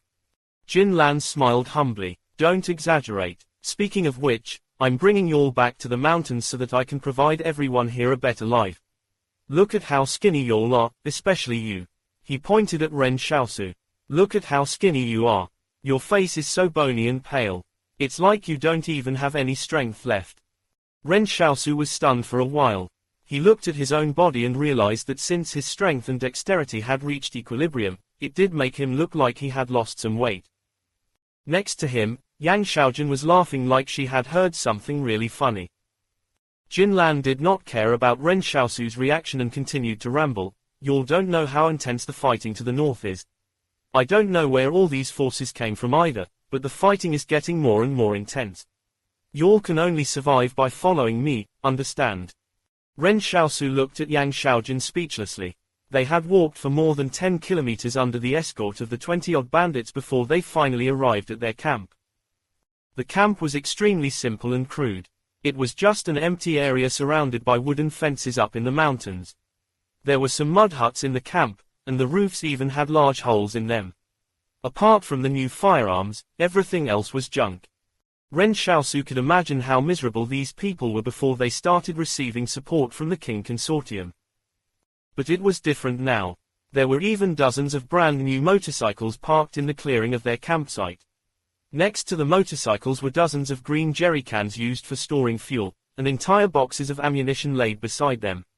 There were grenades and bullets piled up beside the jerry cans, and if anything blew up there, the explosion would probably swallow the entire ridge in an instant. Seeing this, Ren Xiaosu had some misgivings. He didn't want to die due to the stupidity of these bandits. That would be such the injustice. And right after that, he saw the bandits who had just returned to the camp start a cooking fire 10 meters away from the jerrycans. Ren Xiaosu's hair stood on end. He muttered to Yang Xiaojun, if the other groups attack, these people won't even know how they died, right? The Zong Consortium can't even beat bandits this stupid.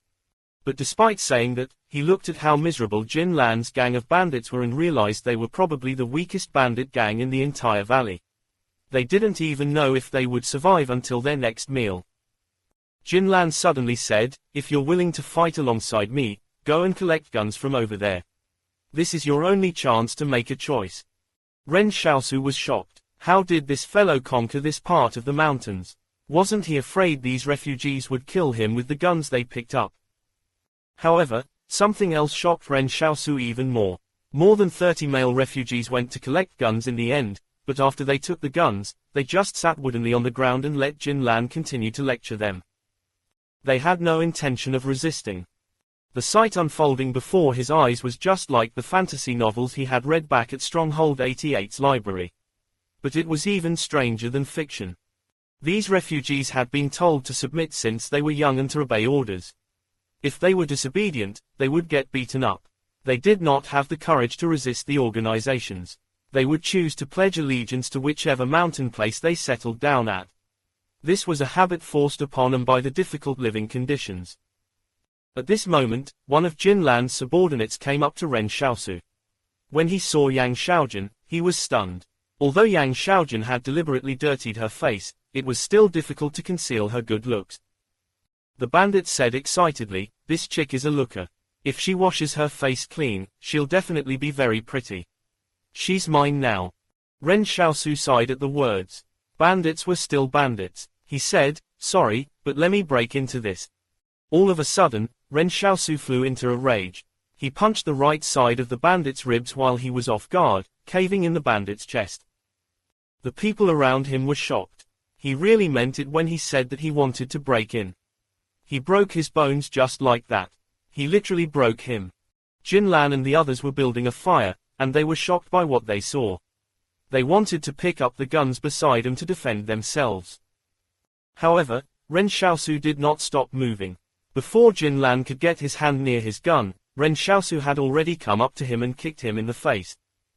Jin Lan instinctively leaned backwards, and it was precisely this reaction that saved his life. However, he could feel his entire head buzzing. Gunfire rang out. Yang Xiaojun was holding a decorated pistol and covering Ren Xiaosu. The bandits who had picked up the guns suddenly felt their hands go numb. The wrists of the gun-toting hand were bleeding profusely. The refugees around them were all dumbfounded.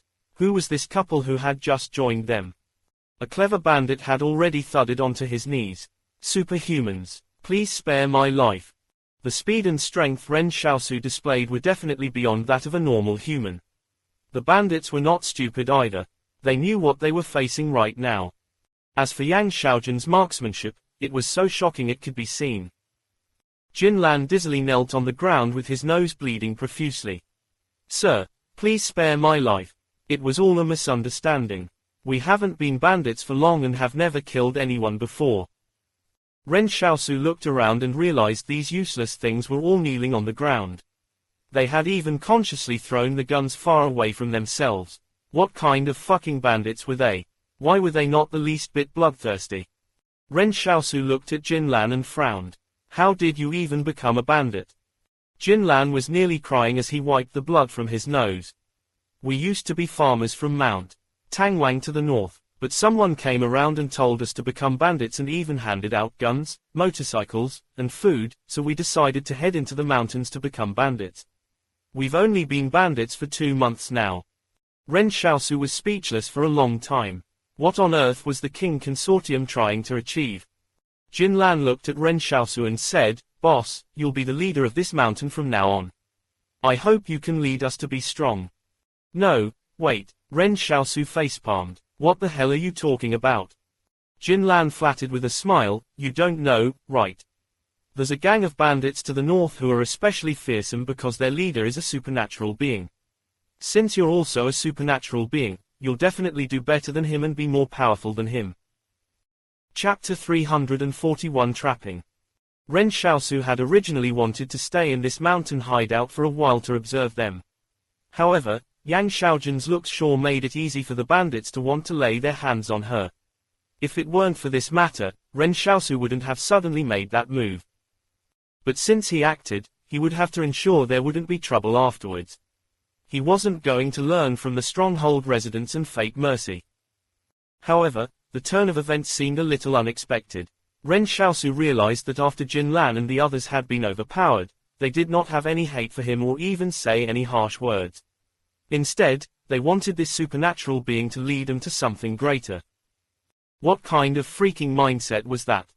Seeing this band of bandits addressing Ren Xiaosu as their boss, even the refugees standing nearby were stunned. They could never have expected such a reversal. It was also at this moment they realized Ren Xiaosu and Yang Xiaojun were no ordinary people. The couple had not come to their settlement because they wanted to farm. In fact, they might even be bandits from another mountain hideout. Yang Xiaojun went on guard. She was responsible for preventing anyone from secretly attacking them with the guns. But after a while, she realized these people were actually serious about acknowledging Ren Xiaosu as their boss. He was here to exterminate the bandits, so how did it end up with him becoming the bandit leader?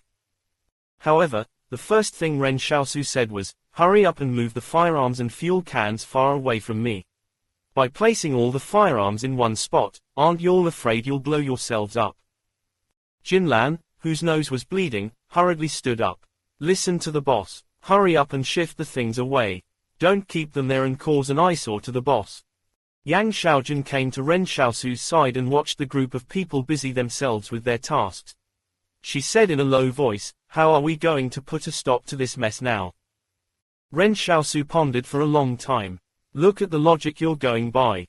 We're here to destroy the bandits, aren't we?" "Yes. We're here to figure out where all the bandits are hiding so we can capture them." "All." "Yes. Then look at it this way. If we go through so much effort to find them and then draw the terrain map," Ren Xiaosu said, "when the Zong Consortium and Yang Consortium's troops come storming, we might not be able to find them. These bandits were like rats, and the valley that had been cut through by rivers was like a sewer. It would be really easy for the regular combat troops to come here to fight them. All they had to do was send more people here, and they would have no problem dealing with the bandits." Ren Xiaosu did not believe the Zong Consortium would be so utterly defeated unless they had other motives. However, if the combat troops were not familiar with the terrain here, it would be impossible to exterminate the bandits entirely. Strictly speaking, it was not that it couldn't be done, but it was just not worth the effort. So, Yang Xiaojun looked at Ren Xiaosu. "We'll have the bandits come to us instead," Ren Xiaosu decided. At this moment, Yang Xiaojun did not realize what it would lead to, mainly because Ren Xiaosu's thinking was quite different from others. Under normal circumstances, it would not be possible to guess what he was thinking.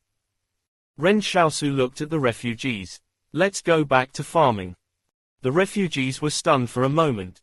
"We can go back to farming." They had thought Ren Xiaosu would stay here at the mountain hideout as the bandit leader while they continued being their captives. After all, the bandits in the valley were all birds of a feather. But Ren Xiaosu was actually thinking of bringing them back to farm. "That's right," Ren Xiaosu said excitedly, "haven't you all dug the irrigation ditches already? Since they've already been dug, we have to sow the land.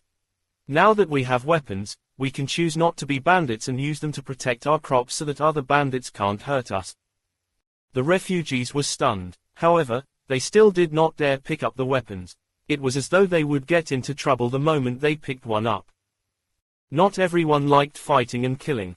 They chose to escape here to farm because they wanted to avoid everything that was going on in the outside world and find a quiet place where they could settle down. Among the refugees, if there were ruthless people such as Ren Xiaosu, then there were also cowardly ones who sought to avoid conflict.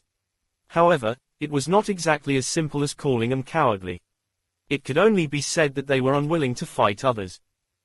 Ren Xiaosu said, "We will definitely not take the fight to others. But if you don't have any means of protecting yourselves, then don't even think about being able to farm in peace. Think of your family and children." At the mention of the word, children, some of the refugees were moved. Being used to the easy and comfortable life in the valley, they've realized it was no longer as safe in recent years. They had started becoming the targets of the bandits. Just like today when the bandits came and took them away, they were not even capable of retaliating. The children had to suffer as a result, while their wives might even end up becoming someone else's wife. Weapons could be used to invade, but they could also be used for protection.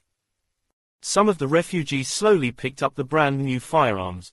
However, they did not even know how to use them. All it did was boost their courage for now. But when they held the cold and unfeeling firearms in their hands, they somehow felt a sense of security. Ren Xiaosu beguiled the refugees and escorted Jin Lan and the others back the way they came while riding pillion on Yang Xiaojun's motorcycle. Earlier on when no one was looking, Ren Xiaosu even threw an entire box of grenades into his storage space. A grenade was similar in power to the explosive Poker's 4-3s, so this could save Ren Xiaosu quite a few gratitude tokens. After returning to the settlement, Ren Xiaosu gave Jin Lan and the others a mission. All y'all used to be refugees too. For now, don't think about being a bandit anymore. Behave yourselves and tend to the land here, here. Jin Lan and the others had bitter looks on their faces. The bandits from the other mountain hideouts all abducted refugees and turned them into bandits. Meanwhile, even though they were also bandits, they had been abducted back to the settlement by refugees to farm. Yang Xiaojun watched as the refugees started plowing the fields again. She asked, "What do you plan to do with these refugees and bandits?" Ren Xiaosu looked at the sky and smiled. "We wait." Right at this moment, another cloud of dust kicked up in the distance. Yang Xiaojun looked at the gang of bandits screeching their way over and realized, "You were waiting for them to come knocking on our door." Just as Ren Xiaosu had said, it was too slow to go around looking for these people one by one. Based on what Jin Lan had said, all the bandit gangs were trying to expand their strength and would not pass on raiding any human settlements they came across. In that case, why would Ren Xiaosu bother to go looking for them? He could easily wait for the bandits in the entire area consisting of Mount Daban, Mount Tangwang, and Mt. Guang to find him instead. Trapping. But we can only catch some of the small-time bandits in the south this way, Yang Xiaojun said with a laugh. That's fine. I would be really afraid if the stronger bandit gangs showed up. Don't worry, we'll be able to defeat the bigger bandit gangs soon. Ren Xiaosu said in high spirits. When this new band of bandits was about to arrive, the refugees who had just returned to the settlement started panicking and did not know what to do. They had just returned home, and now they were about to get taken away again by other bandits. But while they were panicking, they saw Ren Xiaosu rush up to those bandits excitedly.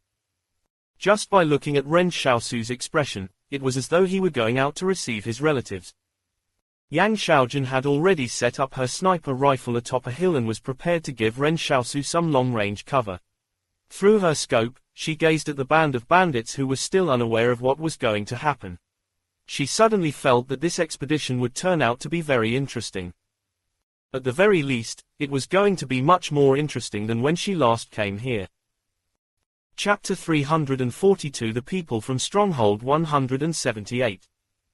Laying a trap was somewhat a technical skill. Ren Xiaosu had originally planned to head deeper into the valley, but after thinking over it carefully, he felt that if they encountered the larger bandit gangs with hundreds of members, it could get difficult for him and Yang Xiaojun to deal with them.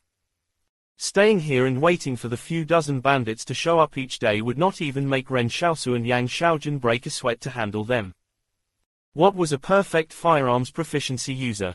If one could not even handle a situation as simple as this, then they would not qualify to be called a perfect firearms proficiency user.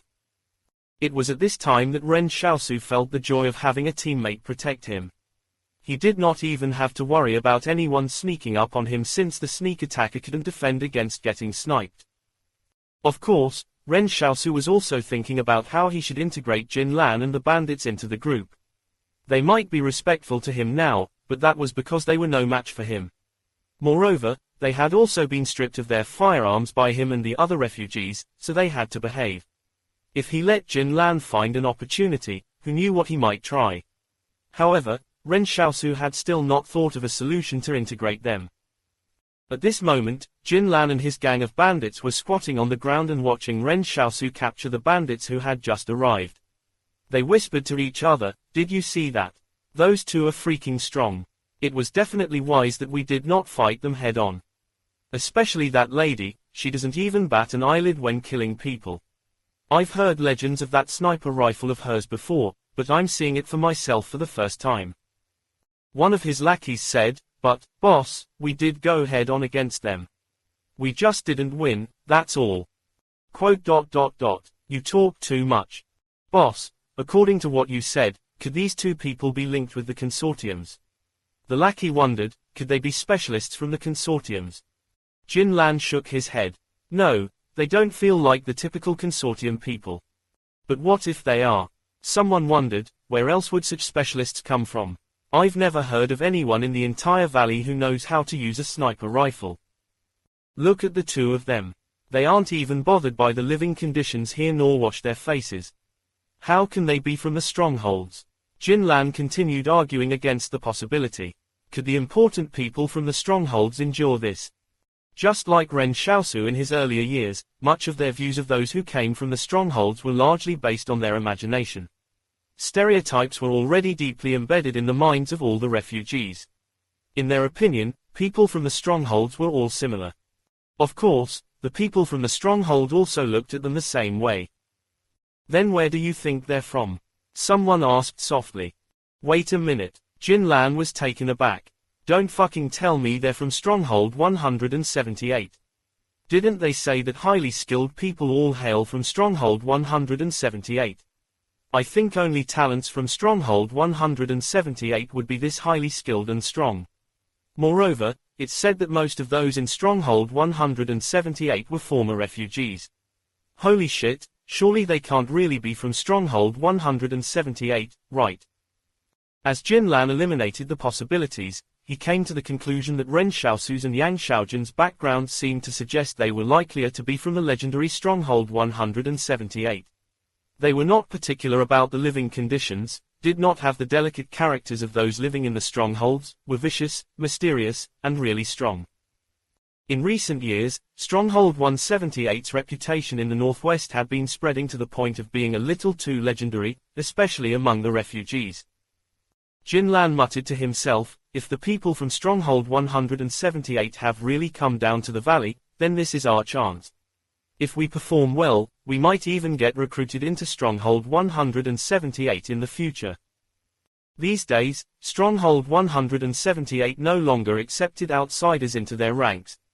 Otherwise, it would definitely be a million times better to go to Stronghold 178 than be a bandit here in the valley. If Ren Xiaosu and Yang Xiaojun were from the consortiums, Jin Lan would not even think about joining them. After all, everyone knew what the consortiums were like, so why would they go there to suffer? But Stronghold 178 was different. It was a sacred place in the hearts of many refugees in the Northwest. At this moment, Ren Xiaosu returned with a group of bruised and swollen bandits. He called out to Jin Lan, "Are you done with your tasks yet?" "Yes. Please give me my next orders." This time, Jin Lan wasn't putting on an act like he was earlier. Instead, he was speaking with complete sincerity from the bottom of his heart. Ren Xiaosu threw him a gun. "You'll be the leader of First Squad from now on. Take care of these people." Jin Lan was touched. "Thank you, boss." Gratitude received from Jin Lan, +1. Ren Xiaosu looked at Jin Lan in surprise. He only wanted to test this guy a little, but what was this sincere gratitude about? Ren Xiaosu wondered if he actually possessed a legendary leadership aura and that it had somehow caused this guy to submit to him. He said to Jin Lan, "Confiscate this group's guns and learn, They'll be part of this settlement from now on." "Alright, don't you worry." Jin Lan said, "Boss, may I ask you something?" Ren Xiaosu gave him a look. "Ask away." "Where are you from?" Jin Lan asked softly. "You aren't from around the valley, are you?" Ren Xiaosu was taken aback for a moment. He looked at Jin Lan. "Is this something that you should be asking about?" "Alright, I won't ask any more," Jin Lan said guiltily. Then Yang Xiaojun walked over and said, "Don't bother with him for now. We have updates from the Northwest." Ren Xiaosu shot a look at Jin Lan. "Go and do what you need to do. Keep an eye on them and make them recognize the reality of things. They'll have a bright future ahead by joining us." Jin Lan stifled his excitement. so they really were important figures from Stronghold 178. He believed Yang Xiaojun definitely had a slip of tongue earlier when she spoke to Ren Xiaosu. However, he had been listening for any clues that might give up their identities. And now everything matched his guesses. After Jin Lan left, Yang Xiaojun and Ren Xiaosu looked at each other and smiled. They had been discussing how to handle the issue of their identities last night and whether they could use it to make these bandits stay. They came up with a plan to pretend they were from Stronghold 178. In the end, before they could resort to doing so, Jin Lan had already sent himself straight into the trap. This way, the effect was going to be even better. What if there really are people from Stronghold 178 here? Yang Xiaojun asked. At most, I'll take a special trip to Stronghold 178 to explain things to Zhang Jinglan. Don't worry, it'll be fine. Ren Xiaosu chuckled and said, hey, why do the refugees in the northwest fall so easily for something like that? Yang Xiaojun nodded and said, you're from the south, so you probably don't know how good Stronghold 178 is in the eyes of these people. A powerful organization that's impartial in accepting refugees into their stronghold is a one-of-a-kind existence out here in the northwest. But aren't they no longer accepting refugees? Ren Xiaosu asked. Yang Xiaojun answered, it's usually the things you can't have that make them even more precious. Alright, Ren Xiaosu smiled and said, then let's continue to remain mysterious and let this matter develop on its own. We'll see how it turns out. By this point, Jin Lan had already walked over to the other bandits with a mysterious smile on his face. Someone asked, Boss, you look very happy, but you can't forget our original plans just because they gave you a gun. Jin Lan snapped, what do you know? Am I such a shallow person? I'm telling you, those two really are from Stronghold 178. Chapter 343 Surrendering Together. As soon as Jin Lan finished speaking, his lackeys were stunned. They looked at one another and said, Boss, could they be tricking you? No, Jin Lan shook his head. They were trying to keep it a secret, but I've already discovered the truth based on some clues. What do we do now? The lackey said, are we still running away? They were definitely not a match for Ren Xiaosu. So while they were coming here, Jin Lan and the others had secretly discussed if they should escape at night while everyone was sleeping. That way, they would stand a chance of regaining their freedom. However, Jin Lan had changed his mind now. He said, run, my ass, I'm not running anywhere, I'm gonna stay right here. If I get a chance to go to Stronghold 178, I'll be rich. The others were also tempted by his words. But will they allow us to join them? That's why I'm telling y'all to behave. Jin Lan said, alright, I'll talk to the newcomers and settle them in first. This is the first mission the boss has given me, so I must not disappoint him. His lackeys fell silent. Fine, what else could they say since their boss had already acknowledged a new boss? Jin Lan came over to the new bandits and said with a smile, hey, guys, which mountain hideout are y'all from? With a gang from Mount Daban's west face, the bandit leader of the newcomers said, I'm warning you, we still have over 50 brothers back at our lair. Hurry up and release us, or y'all will be in serious trouble when the rest of our brothers get here. Jin Lan laughed, bro, who are you trying to threaten? How dare you make threats in front of Stronghold 178's people? You said that you still have more than 50 brothers back at your lair, but do you know how many brothers we have in Stronghold 178? The person standing across from Jin Lan was stunned. What the hell? People from Stronghold 178. It was no wonder the young man and woman who had just given him a good beating was so strong. He looked at Jin Lan and asked uncertainly, are all of you from Stronghold 178? Jin Lan hesitated. Not yet for me. Then what are you blabbering about? The bandit leader snapped. But those two lords who beat y'all up are. Jin Lan lowered his voice and said, bro, I used to be from the north face. You know where Mushroom Ridge is? Wait, the bandit standing across from him was stunned. He said, you were also captured by them. I've heard about those 20 or so people over at Mushroom Ridge. Someone said that they lived real awfully there. Jin Lan's face darkened immediately. How can you speak like that? I've turned my life around. Do you see the gun at my waist? It's a reward from our two lords over there. From now on, I'll be your leader, so you better wise up. The bandit said meekly, are those two really from Stronghold 178? How do you know that? He. Jinlan whispered, let me tell you, I discovered it myself, so it's definitely true. Think about it again. Do you still want to go back to your west face, or would you rather stay here for a better future? At this point, the bandit was close to believing what he said. Most people would not use Stronghold 178's name as a joke. Moreover, the immense power displayed by Ren Xiaosu and Yang Xiaojun in combat made their hearts pound. Jinlan said in a low voice, last year when winter had just arrived, Master Zhu happened to pass by this place. Did you hear about it?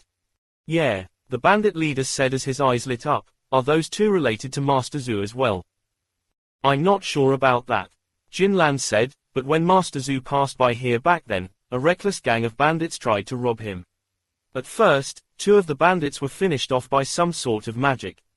That angered the rest of the bandits, and more than 50 of them attacked all at once. However, they still couldn't hold him down despite that. That flying black cauldron was the best. I also heard about it. It's true, the bandit leader said, I heard that Master Zhu has another power that summons a shadow. How can the shadow be more powerful than the cauldron? Jinlan said excitedly, I heard that the cauldron is extremely powerful. The 50-odd bandits shot at it for half an hour with the guns but still couldn't break it. Hey, that's an exaggeration. What I heard was that they fired at it for 2 whole minutes. Let's not get too bothered with the details, Jinlan said unhappily. In the aftermath, those bandits regretted their actions. At that time, Master Zhu had still not risen to power. If they followed him at that time, they would have found salvation. That same opportunity has now presented itself right in front of us, so my advice to you is to give it a rest. More importantly, who can confirm that the 2 of them are from Stronghold 178? The bandit leader said unconvinced. Even though they might be strong, I still don't really believe they are who they say they are. Do whatever you like then, Jinlan said coldly. He suddenly felt that everyone was drunk whereas he was the only sober one. But at this moment, Jinlan saw a dark shadow darting past in an irrigation ditch. He thought he was seeing things, so he asked the people next to him, did y'all see anything just now?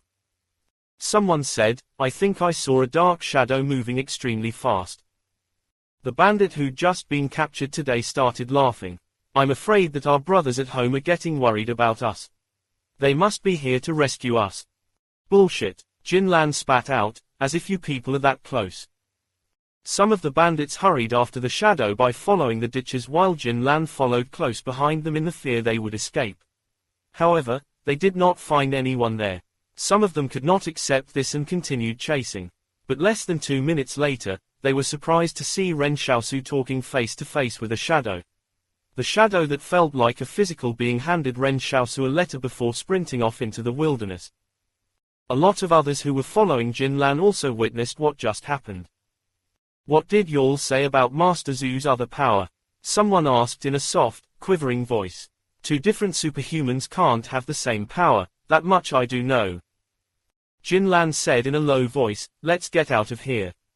They definitely won't want anyone to discover them if they've chosen to meet in such a secretive spot. If they find out that we saw them, they might even try to silence us. But before they could leave, Ren Xiaosu had already looked up and discovered Jinlan and the others. His face darkened and a killing intent seemed to slowly start forming. Jinlan immediately knelt on the ground and cried, Boss, I didn't see anything.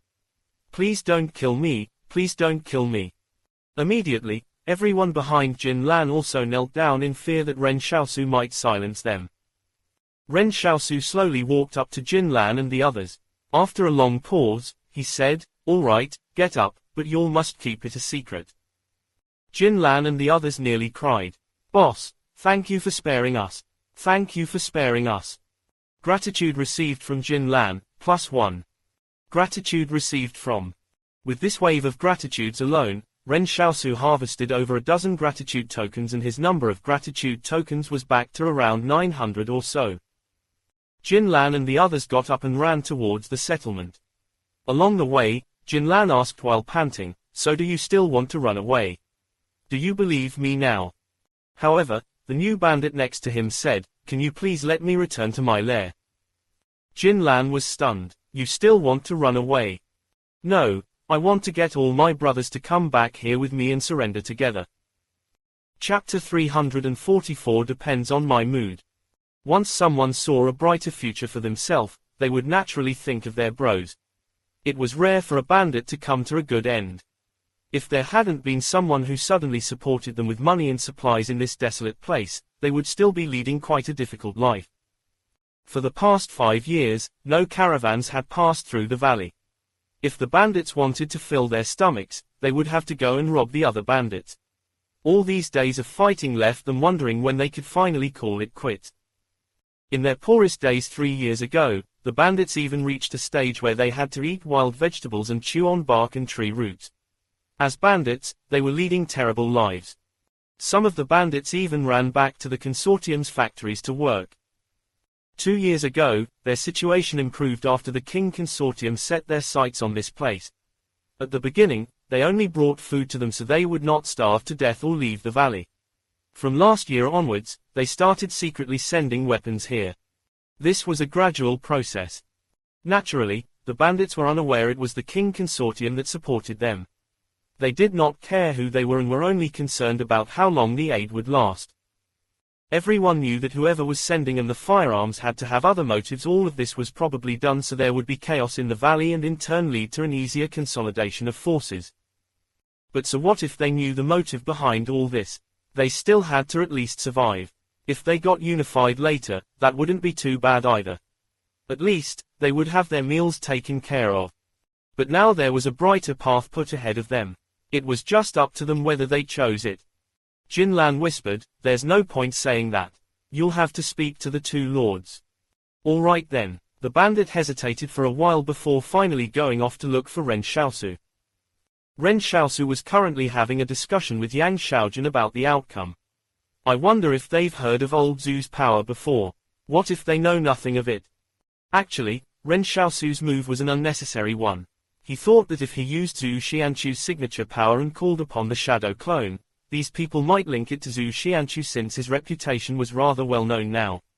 In this way, their identities as members of Stronghold 178 would be even more realistic. But what Ren Xiaosu was worried about was that these bandits had never heard of Zhu Xianchu before. Yang Xiaojun looked at him and said, "Aren't you afraid you'll mess things up?" "At worst, we'll just go back," Ren Xiaosu said nonchalantly. As they were discussing this, the bandit came up to them. Ren Xiaosu looked calmly at him. "What's the matter?" "Boss," the bandit hesitated for a moment before saying, "Can you let me return home for a while?" Ren Xiaosu raised his eyebrows. "Do you think you can ask for sick leave to return home? Who said you could go home?" "No, please hear me out," the bandit explained, "I just wanted to go back and bring all my brothers here." Ren Xiaosu was stunned as he looked at Yang Xiaojun. The strategy was working. It seemed like these people knew about Zhu Xianchu. He deliberated for a moment before saying, "What do you know?" The bandit quickly shook his head in fear.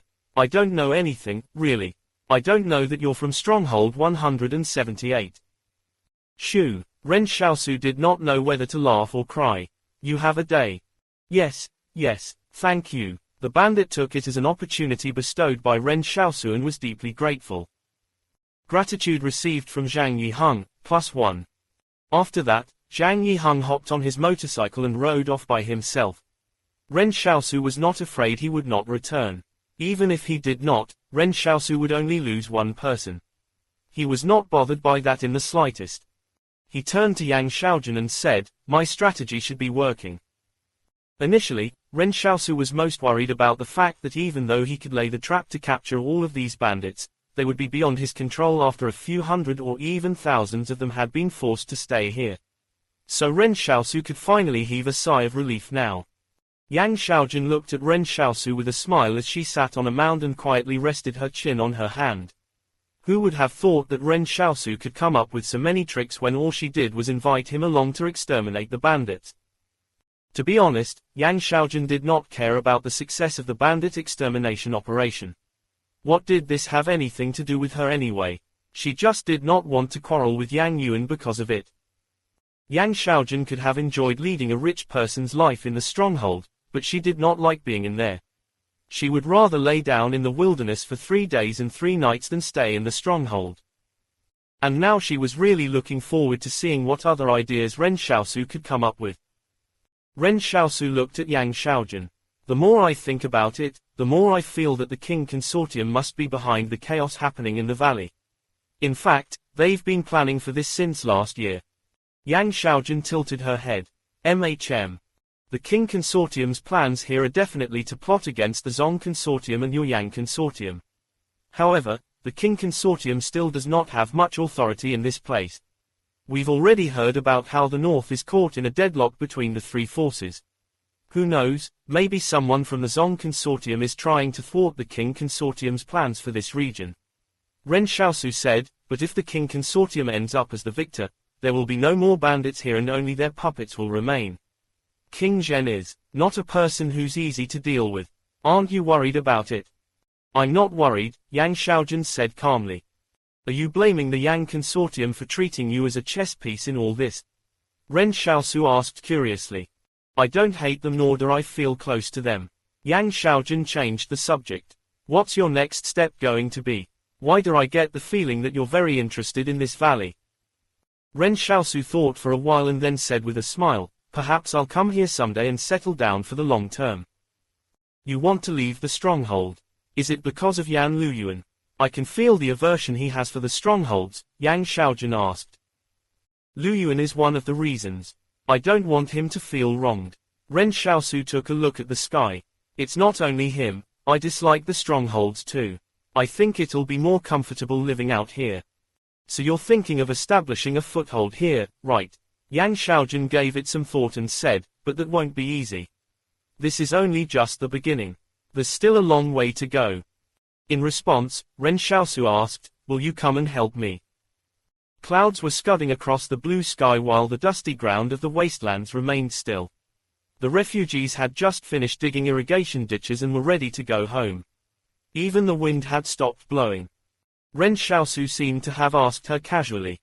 Yang Xiaojun was stunned for a moment. She chuckled as she got up and walked back towards the settlement. That depends on my mood. In the evening, the sound of motorcycle engines came from the wastelands in the distance. It sounded like there were a lot of them as well. As Ren Xiaosu watched from afar, Jin Lan ran to him. Boss, should we grab our weapons? What if those bastards are up to no good? Ren Xiaosu turned around and saw that Yang Xiaojun had already reached a hidden spot on a hilltop and occupied a commanding position. He laughed and said, don't worry, we'll be fine. Even without him, Yang Xiaojun alone would be enough to frighten away those useless bandits. At this moment, Ren Xiaosu suddenly remembered the sniper who had wiped out the remainder of the Divine Arms Battalion deep in the Li Consortium's territory. That was probably Yang Xiaojun too, wasn't it? Chapter 345 Is it cozy in the tent? Ren Xiaosu stood still and watched as the bandits approached. The leader of the group was Zhang Yiheng, the same person he had let go earlier today. San. Zhang Yiheng shouted from afar, boss, don't shoot. It's me. Yang Xiaojun lay prone on a mound and scrutinized the subtle movements of these people using her scope to prevent anyone from sneaking an attack on Ren Xiaosu. However, she realized these people were not at all aggressive. The guns were slung across their chests and the safeties weren't even off. Furthermore, these people were really here to join them. They not only brought along all of their firearms and ammunition from their mountain hideout, but were carrying their own ragged bedrolls along as well. The bandits looked rather fierce as they rode on their muscular motorcycles. And they had their tattered blankets wrapped around their backs. The sight really could not get any stranger than this. It looked like they really planned to live here for an extended period. Yang Xiaojun sighed when she thought about how she and Ren Xiaosu had initially come to exterminate the bandits.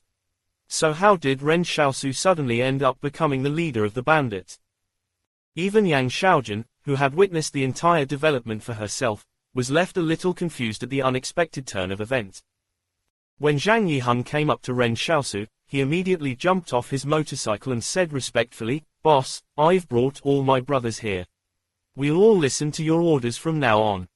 Zhang Yiheng's brothers behind him quietly sized up Ren Xiaosu. So this was the specialist from Stronghold 178 their boss had mentioned. He looked really young.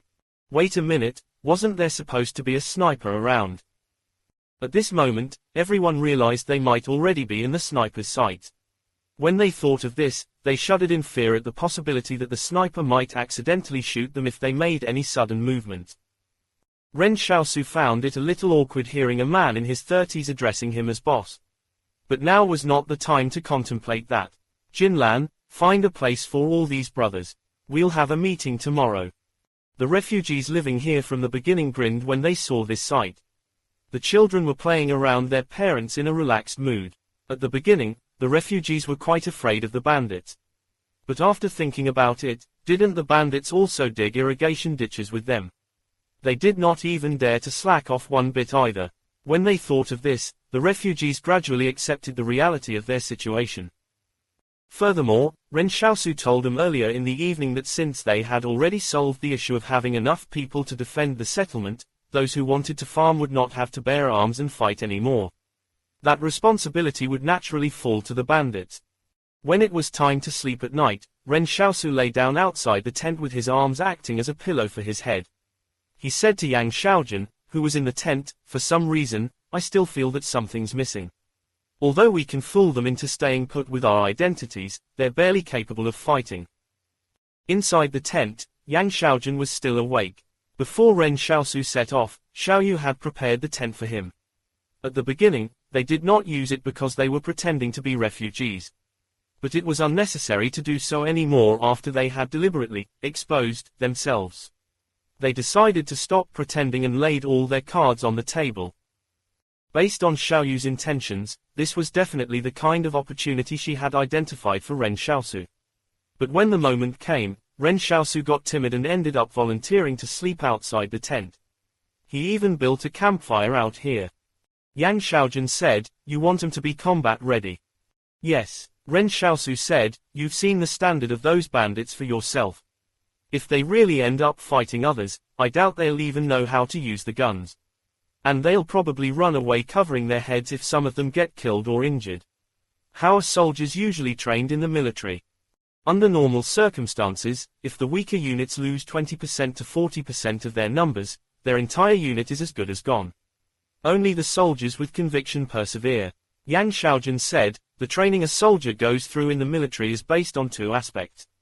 First, it trains their military skills, and second, it enables them to become fearless through ideology. Neither of these two aspects are something that can be achieved overnight. I have to give it a try no matter what. Ren Xiaosu chuckled. Alright then, I'll teach them how to use the guns, Yang Xiaojun said. As for the ideology, we should unite them first. Ren Xiaosu asked, do you have any ideas? They have to suffer together until they can find joy amid hardship, Yang Xiaojun said. Ren Xiaosu understood what Yang Xiaojun meant. It would be easy to see who their real friends were after they got put through adversity. But if they were allowed to get rich, they would become greedy instead. Is it cozy in the tent? Ren Xiaosu suddenly asked. Yang Xiaojun calmly replied, why don't you come in and see if it's cozy? Ha ha ha. Ren Xiaosu laughed in embarrassment and said, I was just asking. Ren Xiaosu was the first to back down. The next morning, Ren Xiaosu woke everyone up from their slumber. Those bandits who were sleeping soundly were suddenly awoken. Just as they were about to lose their temper, they calmed down when they saw it was Ren Xiaosu. Ren Xiaosu gathered everyone and said, have any of you used a brick kiln before? The bandits looked at each other. Why was this boss so different from the bosses at the other mountain hideouts? The bosses in the other mountain hideouts would at least say some decent words when recruiting new brothers, things like, stick with me and we'll have good food and good wine, or, I'll lead everyone to something greater. But over at Ren Xiaosu's place, they were first asked to dig ditches and were then made to build brick kilns. Someone raised his hand and said softly, I worked at the Zong Consortium's brick factory. Do you know how to build a brick kiln? Ren Xiaosu asked. Although the conditions here suck, we can still build a simple one with less bricks. That bandit said, but we don't have enough firewood here, and it won't be enough to just use the shrubs in the area. Yang Xiaojun chimed in, the spring floods will come soon. The melting of the upstream glaciers will trigger a flood. When the time comes, there'll be a lot of wood drifting downstream, and we'll definitely get enough firewood to use. All right, Ren Xiaosu said to Jin Lan, bring the weapons over. Last night, Ren Xiaosu had ordered Jin Lan to seize everyone's weapons. Ren Xiaosu said, I know what y'all are thinking, but it won't be easy to gain my approval. Everyone looked at each other. These words were clear as day. It seemed like it would not be that easy to become a part of Stronghold 178.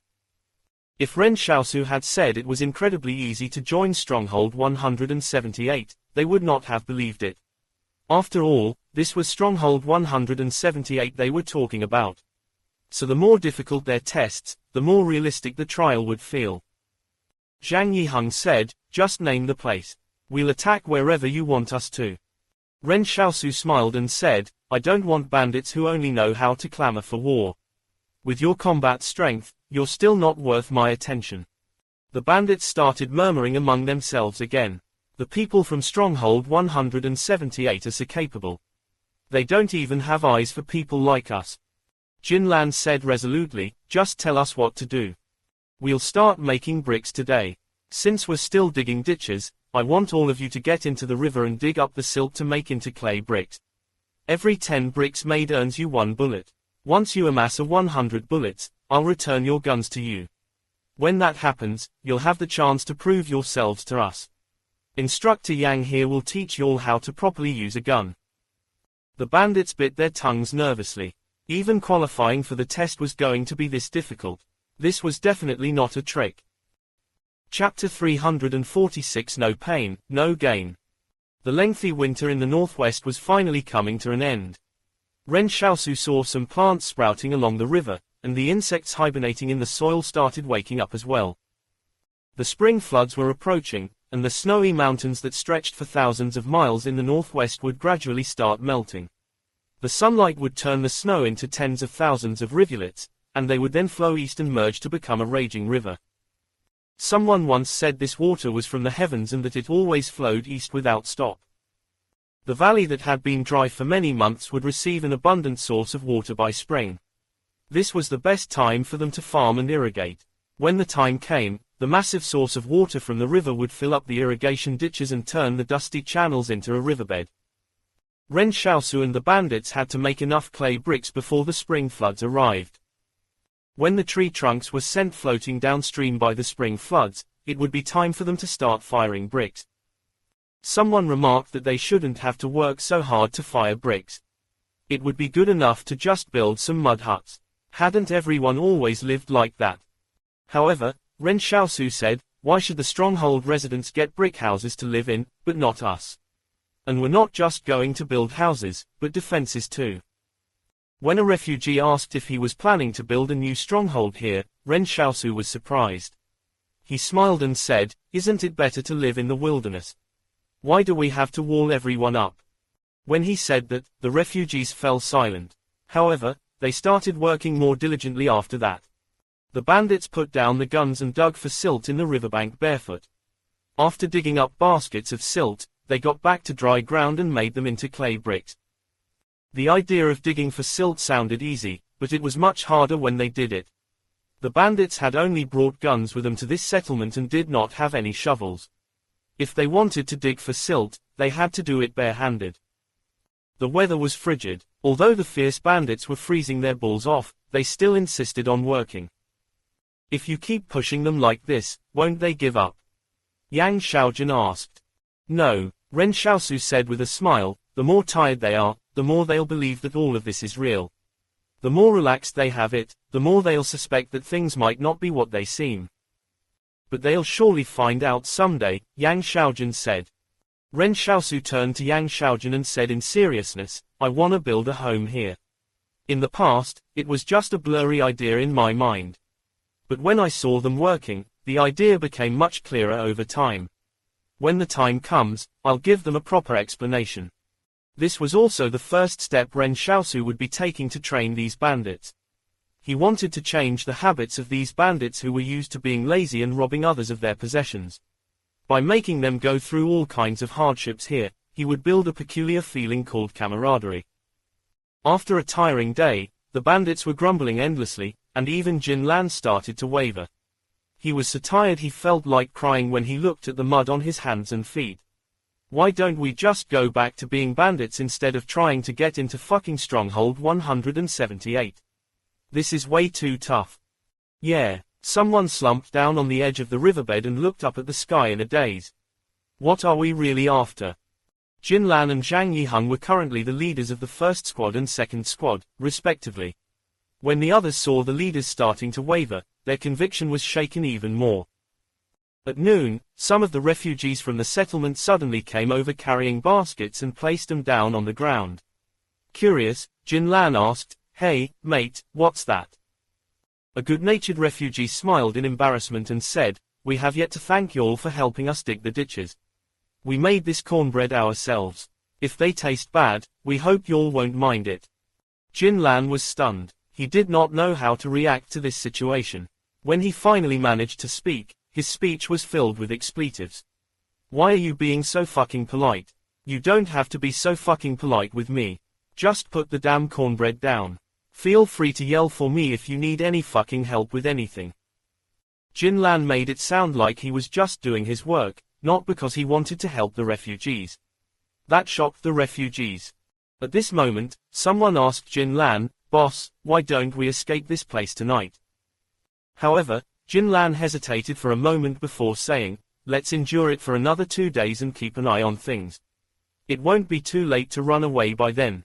Our fellow villagers have made us some cornbread, so we should at least build houses for them first."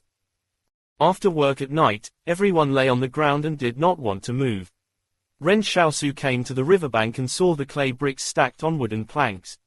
"Get up and come over here to collect your bullets. You should only report the number of clay bricks that you made. Every 10 bricks get you 1 bullet in exchange." Humans were very strange beings. These bullets were theirs to begin with and were not worth anything at all. Even though they did not seem to care much about it when they were working, everyone was still quite happy when they knew they could trade the bricks for bullets. Jin Lan got up and said, I made 30 clay bricks today. I could have made even more if it was easier to dig out the silt." Ren Xiaosu nodded. You get 3 bullets in exchange." Looking at the 3 brass-colored bullets in his palm, Jin Lan felt a sense of accomplishment was inexplicably touched. But these were clearly just 3 normal bullets, so why was he feeling that? This was the idea that Ren Xiaosu had come up with. If they just focused on working hard, the bandits would get depressed because they could not see the progress, or the end, of it. But by breaking down the progress into 100 bullets and letting the bandits measure their own achievements, they would have an objective to work towards. At this moment, Jin Lan started calculating. If he could earn 3 bullets in 1 day, he might be able to earn up to 5 bullets a day once he got the hang of it. Then he could find salvation in less than a month. How long was a month at most? Thinking of it this way, Jin Lan suddenly felt he could endure this a bit more. At worst, he would just leave after the month if things didn't go according to plan. That would not cause much of a delay anyway.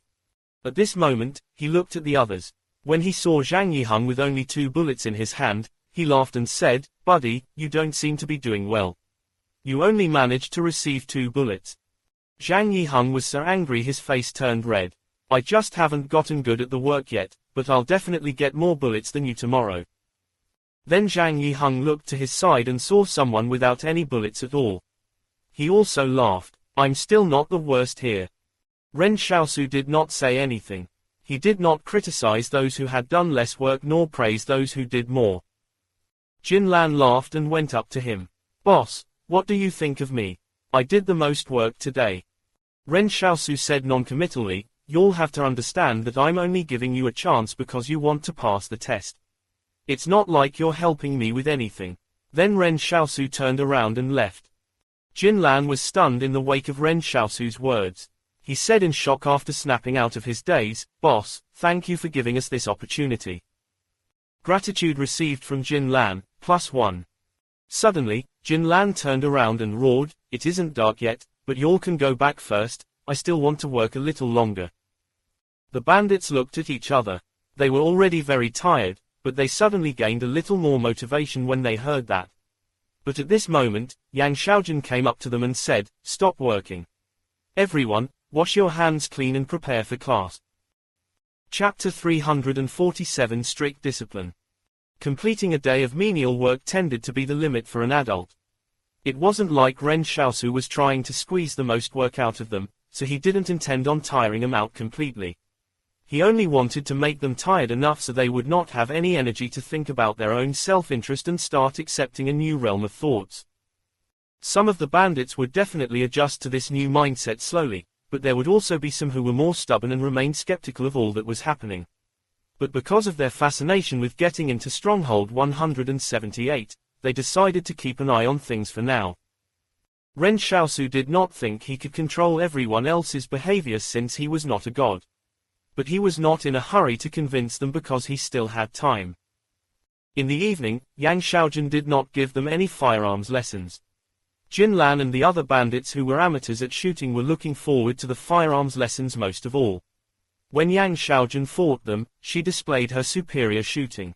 So everyone got very excited when Yang Xiaojun told them that they would be attending her lessons. However, Yang Xiaojun said to them, "Let me tell you about the 5 disciplines of our group.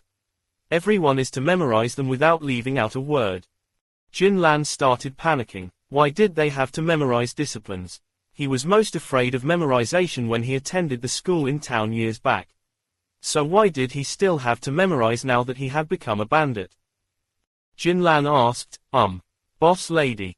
Yang Xiaojun raised her eyebrows when she heard him address her that way, but she did not say anything about it in the end. What's the matter? Didn't boss say that he wanted us to learn about firearms?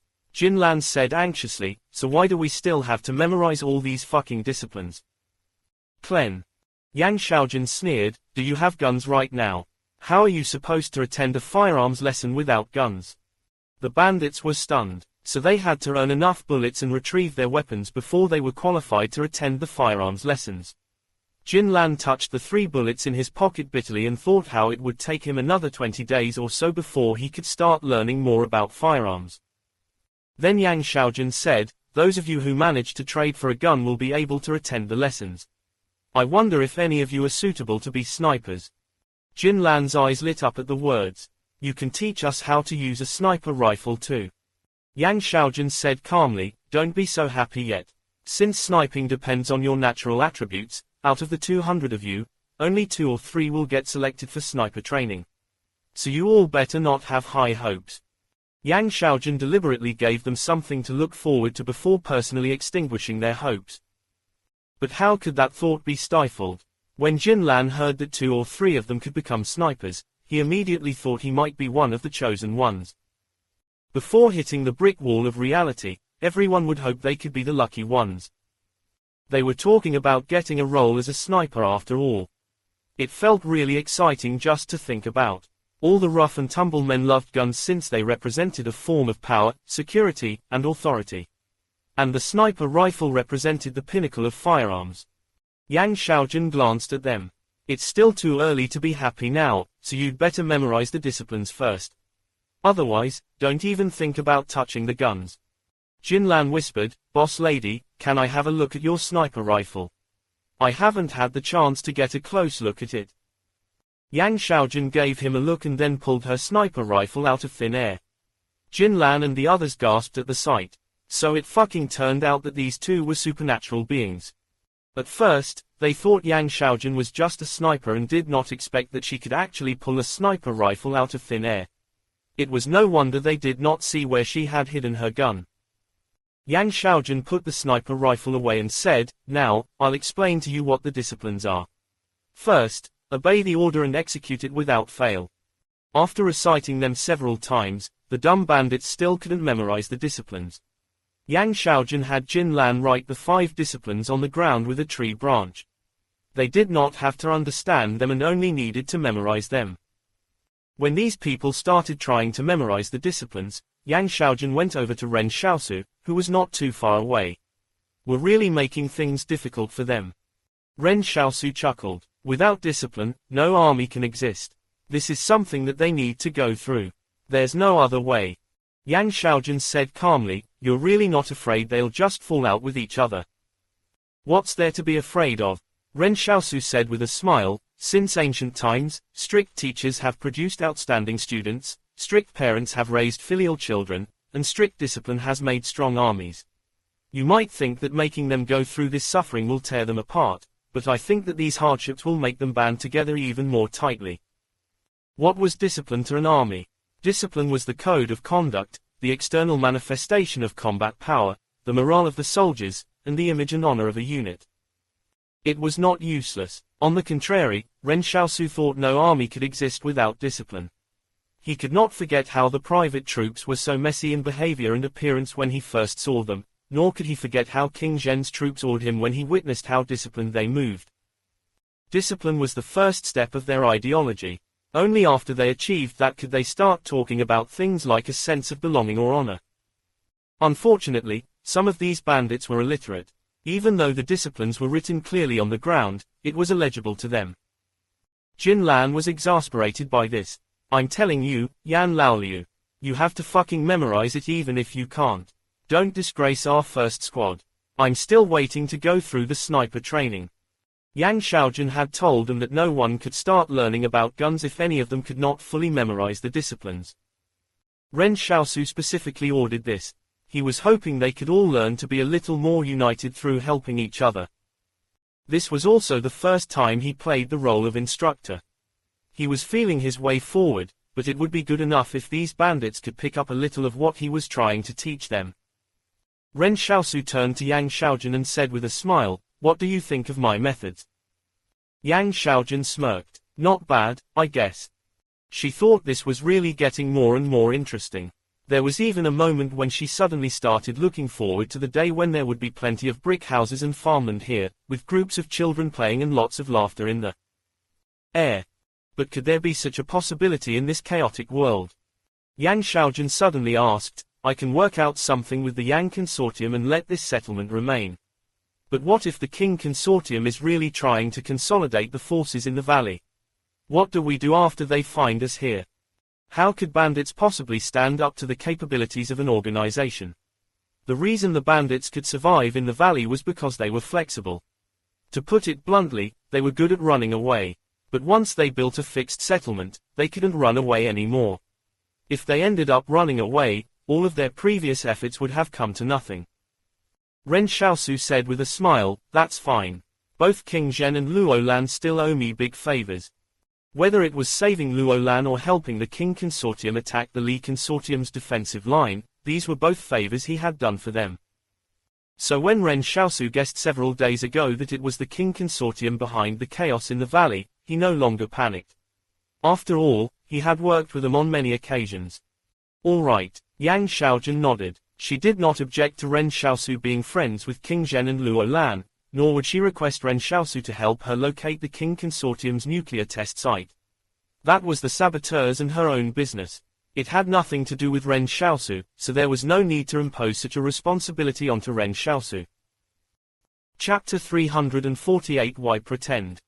While digging for silt to make clay bricks 2 days ago, everyone was discussing whether they should run away, go back to being bandits, or rebel. But by the third day, everyone suddenly had a different topic of discussion. "How many bullets do you have now?" "Hee, I already have 10 bullets. Jin Lan said, "I think I can definitely get my gun back in less than a month." After arriving here, they ended up having to work for the guns that were theirs to begin with. That sounded incredibly absurd, but everyone suddenly seemed to be enjoying it. It was as though it had suddenly become an honor to be able to carry guns again. At the beginning, quite a few people slacked off.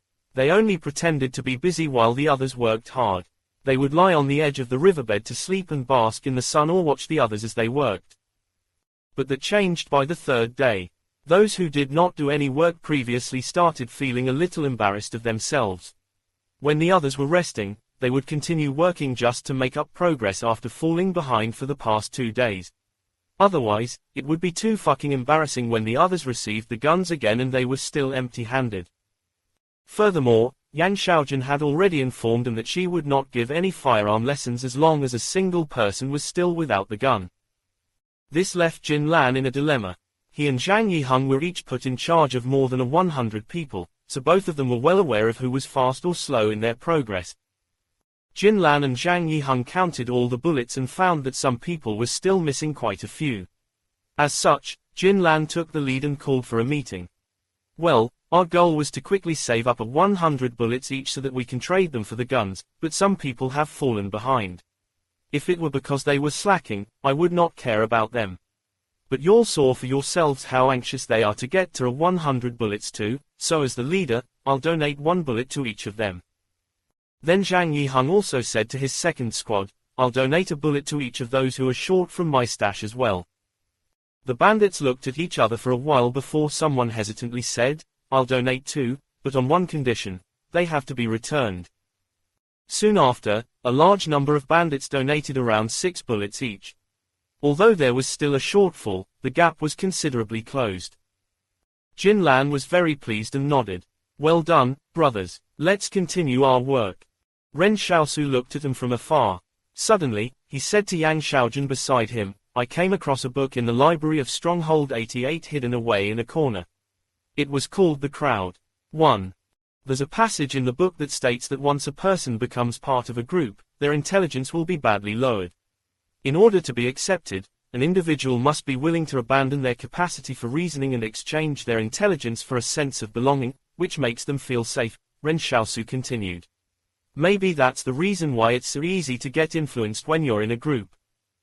Yang Xiaojun said calmly, do you mean the going through this situation now? Ren Xiaosu shook his head. I'd rather believe that this is the power of hope. Now that this group had a common goal, these bandits who went through hardship together were also seeking ways to achieve that goal as quickly as possible. Friendship would be established in the process. Jin Lan was working with the others when he suddenly sensed that another 2 people had appeared next to him. After he took a closer look, it turned out to be Ren Xiaosu and Yang Xiaojun. They saw Ren Xiaosu and Yang Xiaojun taking off the shoes and rolling up their sleeves. Jin Lan and Zhang Yiheng hurriedly said, Lords, you two don't have to work. Please rest and leave the work to us. Ren Xiaosu smiled and said, it's fine, we're not spoiled. You can divide the clay bricks that we make equally among your 2 squads. I'll leave the squad leaders to assign them to their members. The bandits were stunned. They never thought Ren Xiaosu and Yang Xiaojun would also work together with them.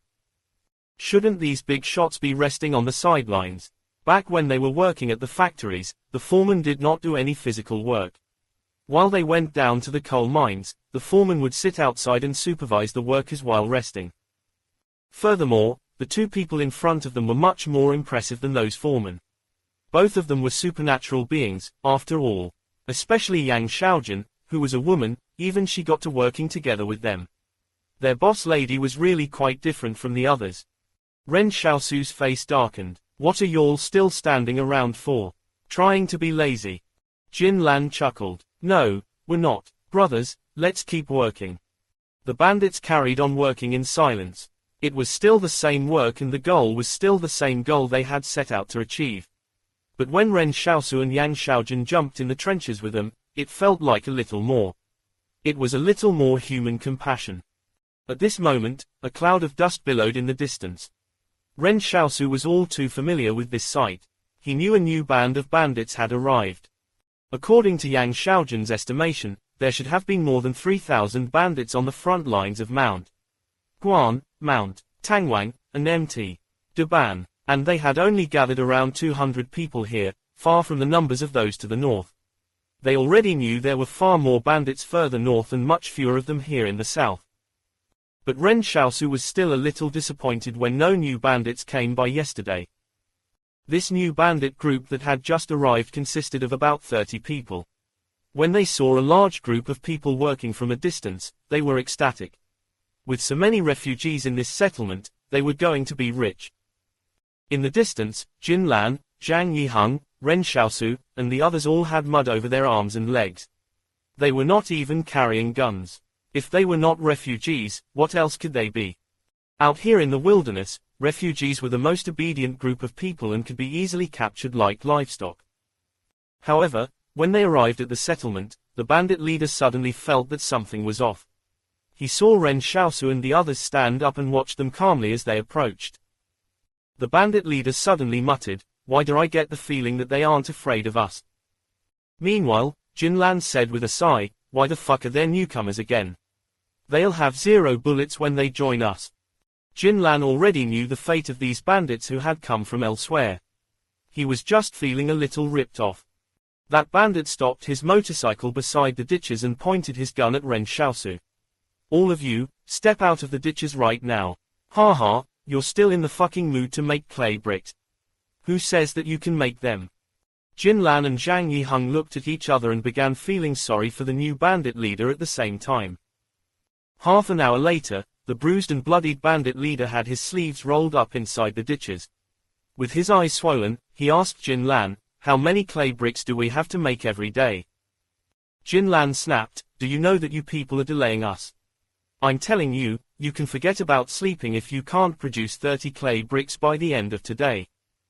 Then the bandit leader glanced at Zhang Yiheng beside him. "Wait a minute, I know you. Aren't you the leader of the bandit gang on the west face of Mount Daban? What are you doing here?" Zhang Yiheng also snapped at him, "Just dig silt and cut the crap." The newly arrived bandit leader felt ganged up on. "Aren't you all bandits too? Why pretend to be refugees here? If I knew that there were so many of you here, I wouldn't have come at all." Chapter 349 Building Houses for Our Fellow Villagers. The bandits who had just arrived were confused.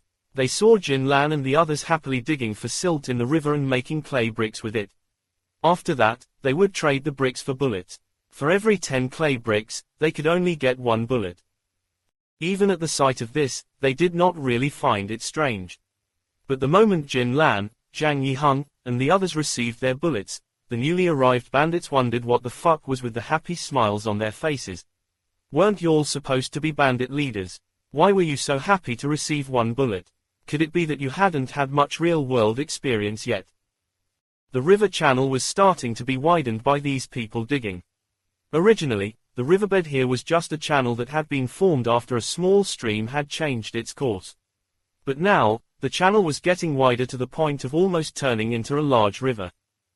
Initially, the refugees were worried the elevation of the riverbed would cause the channel to burst its banks when the spring floods arrived. That would definitely affect the crops if it happened. But now, they did not have to worry. The spring floods did not scare them.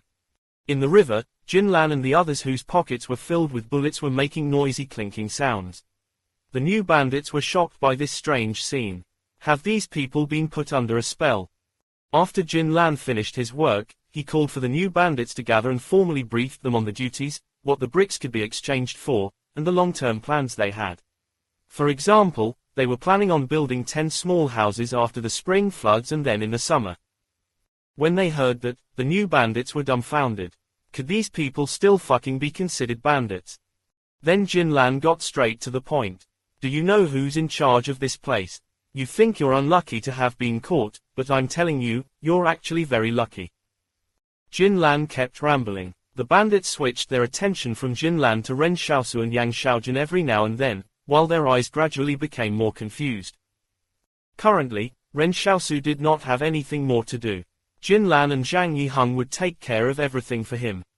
He and Yang Xiaojun were only required to reduce the number of casualties when they subdued the bandits at the beginning. Band after band of bandits came here and ended up joining the kiln forces. During the day, they would dig for silt to make clay bricks. In the evening, they would memorize the 5 disciplines. Their lives had never been more enriching than this. When the spring floods arrived as expected, everyone could feel the current in the river getting stronger. They could even catch fish in it quite often, but the fish would bite anyone they encountered. If they did not have so many people, it would have been a really challenging task. More and more firewood were piled on the riverbank to be dried, while whole tree trunks broken off by the floods from upstream washed in as well. The thinner branches would be used as firewood, while the thicker trunks could be used for the beams of the houses later on. The refugees in the settlement also helped to construct some temporary mud houses and a small brick kiln for them. The bandits had helped the refugees dig irrigation ditches, as well as the river. And the refugees gave them some help in return. The refugees were no longer afraid of the bandits. All of them were just like residents of a small village living together. One of the refugees came up to Ren Xiaosu and said, "Boss, let's start firing the bricks. Otherwise, when the first rain arrives, a lot of the clay bricks we made will get destroyed."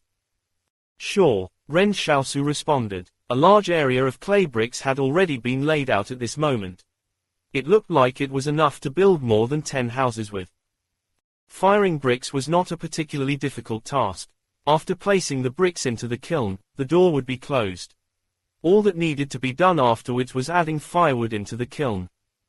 As for the process to cool the kiln down with water, that would be left to the bandit who knew how to do it. Bricks were categorized into red and black bricks. The silk clay the bricks were made with contained iron. During the firing process, red bricks were produced when the iron content was completely oxidized to form ferric oxide. If the iron content did not completely oxidize during the firing process, they would end up as black bricks. The brick kiln built by Ren Xiaosu and the others had a roof that did not allow oxygen to enter. Therefore, the fired bricks would all be black in color. How long does it take to fire bricks? Ren Xiaosu asked the bandit with experience in making them. Our kiln is small, so it can only burn around 20,000 bricks in one go. I reckon that it'll take a little more than 10 days from now for the bricks to be ready. However, if we include the time for them to cool down, it'll take another 2 days. The bandit explained, it'll require roughly 2,000 bricks to build a house measuring about 20 square meters. The batch of bricks in the kiln now should be enough to build a dozen houses with. Thinking about living in brick houses soon, the bandits got quite excited. After all, most of the people here had never lived in a brick house before in their lives. A brick house was a symbol of status in town. All right, Ren Xiaosu said to the refugees from the settlement, y'all should send some people over to guard the place. When the bricks are ready, we can build some houses for y'all as well. Jinlan mumbled, why do we have to build houses for them too when we're the ones making the bricks? Ren Xiaosu shot him a look. Quit complaining. Jinlan ran off with his head hanging. He shouted for his brothers to produce more clay bricks before the rainy season arrived. Right now, there were more than 400 bandits at the settlement, so they were extremely efficient at their work. But after just a few days, the sky started to turn overcast. Jinlan and Zhang Yiheng got really worried that it might start raining soon, so they said, hurry up, bring the clay bricks in. Carry the dried clay bricks into the mud houses. Halfway through the retrieval, a drizzle enveloped the entire wasteland like a cotton towel. How unlucky. While hiding under the eaves, Jinlan said, why did this rain have to fall now of all times? Captain, can we go into the houses and take shelter from the rain? A bandit muttered. At this moment, the houses were filled with bricks, and there was no room for anyone to stand inside. When Jinlan heard that, he stared at the bandit. If you go inside, where do we put the bricks? These are all the bricks that everyone has worked hard to make. Are you gonna waste, em? The bandits pouted. They had even become inferior to bricks. A large group of people were squatting in the rain around a huddle of mud houses and guarding the bricks within. Jinlan muttered, boss still wants to build houses for the refugees. I dunno what he's thinking. They won't even be enough for our brothers to live in. Why, Captain, are you complaining against boss now? Someone whispered. I'm not complaining. Jinlan curled his lips. I can tell that those two are really different from those big shots in the strongholds. Those big shots look down the noses at us, but neither of them do. Have you seen any big shots from the consortiums dig for silt in the river like us? I'm utterly convinced by this couple, if only because they were willing to do work with us. What do you mean, Captain? I'm just annoyed. Why should those refugees be allowed to live in a house when they did not even make a single clay brick? Jinlan said angrily. But the brick kiln was built by them, someone muttered. Jinlan glared at him. You talk too much. But at this moment, some refugees braved the rain and came over, calling for Jinlan, don't just stand there in the rain. Get in our huts and take cover from the rain. We've discussed this with the others. Y'all can go into whichever house you want. There's definitely enough space for everyone. We also have hot soup at home, so y'all can drink some to warm yourselves up. Jinlan was stunned for a moment. Then he hurriedly said, oh, yeah, we'll come over right away. A bandit next to him asked in a whisper, Captain, aren't we supposed to be angry about building the houses for them? Who says I'm angry? Jinlan rebutted, our fellow villagers are so kind to us. What's wrong with building some houses for them? We have to be more open-minded like our boss, understand? We should be more kind. Once the rain stops, we'll start building the houses for them. Chapter 350 Ulterior Motives. On a rainy mountain road near Mount Duban, a large group of motorcycles suddenly drove up the mountain. A large banner embroidered with the image of a tiger's head was being carried by the lead motorcycle. Each of these bandits had a blue bandana covering their nose and mouth. From afar, there were 2 rows of motorcycles, and all of the riders were wearing the same type of blue bandana on their faces. This was a spectacular sight to behold. Furthermore, there were a lot of people in this group. With more than 300 of them heading up the mountain together, they would not be mistaken for some small gang at a glance. At the very least, they looked way better than the ordinary bandits just in appearance alone. Some bandits were so poor that they even wore tattered pants, much less had bandanas and a large banner. When they arrived on the north face, they parked their motorcycles by the side of the road. The leader of the group walked towards a small mountain path that would lead to a campsite. These fierce-looking bandits trekked on the path up the mountain silently. No one was speaking. Everyone was carrying the guns in front of them so they would be ready to deal with anything unexpected. They had thought there would be people lying in ambush to put up a fierce resistance against them. However, the whole stretch of the mountain path was silent, and there wasn't even anyone keeping a lookout. When they reached the entrance of the mountain hideout, the leader pushed open the wooden door with a creak.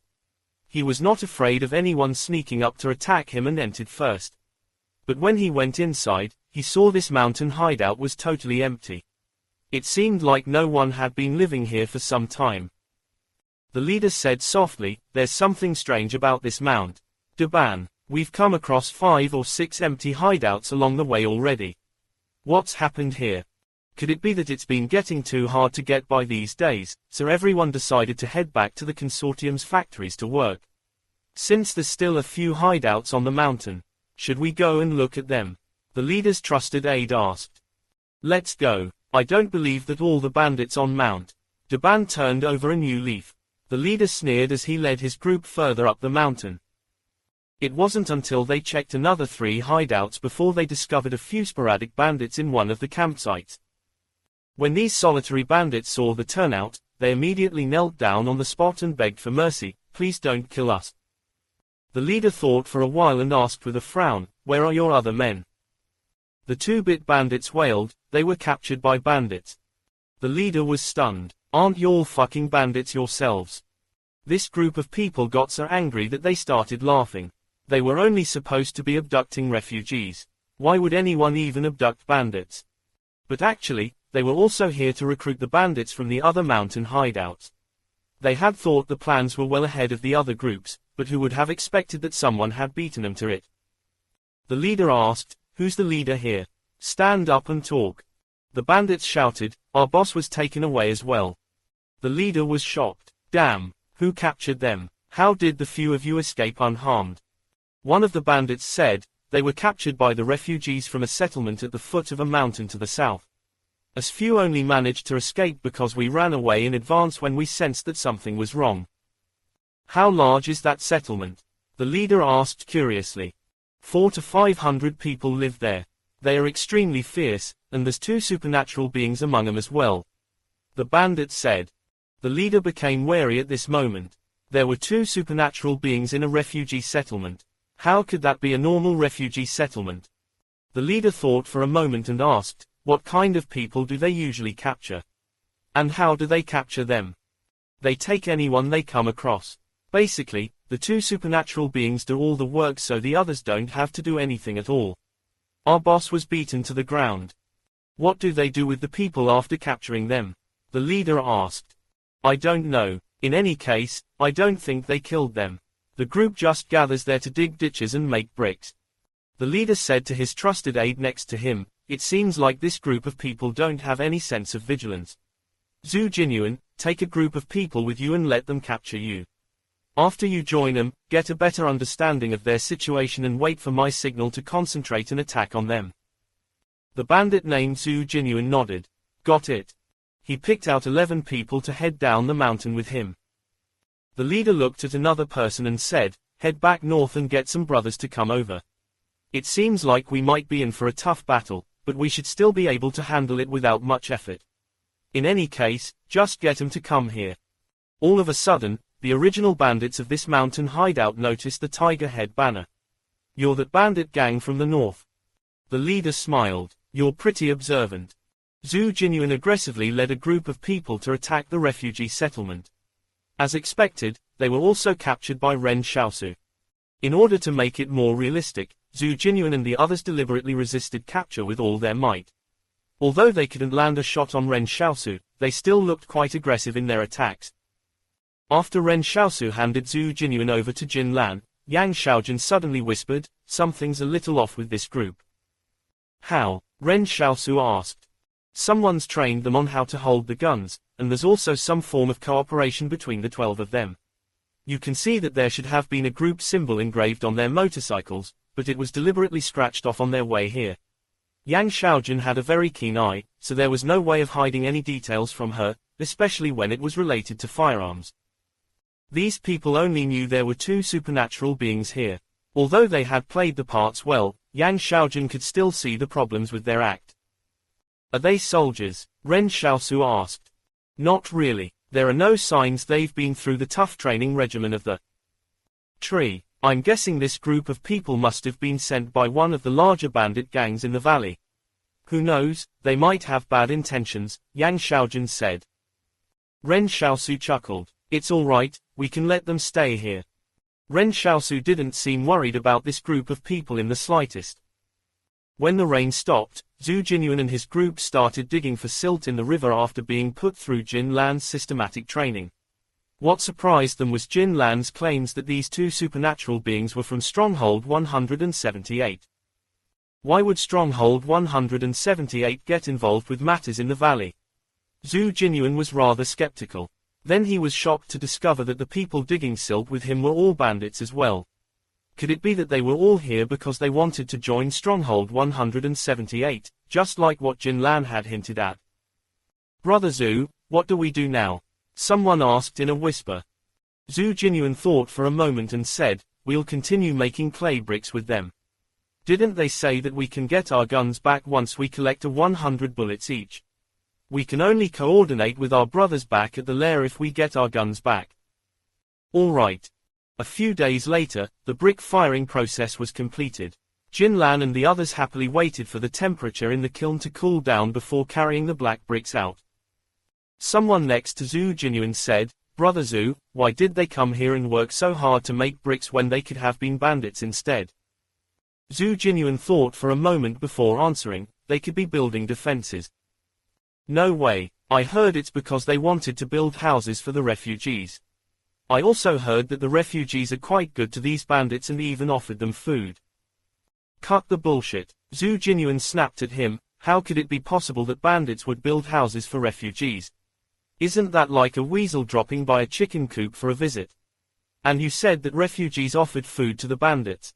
I don't believe it one bit." But at noon, the refugees came over to the riverbank with baskets and said with warm smiles, "Everyone, come and eat lunch. We've cooked some ears of corn for all y'all. Please don't mind the simple fare." Jin Lan and Zhang Yiheng took the baskets from the refugees and distributed the corn to everyone one by one. The ears of corn were from last fall's harvest, and the refugees could not finish eating them during the winter, but no one minded that. Zhu Jinyuan was stunned for a while. What the fucking hell is this? Just as he finished saying that, Jin Lan stuffed a piping hot ear of corn into his hands and said, "Talk less, eat while it's hot." This concludes the chapters. Show your appreciation by liking this video and subscribe.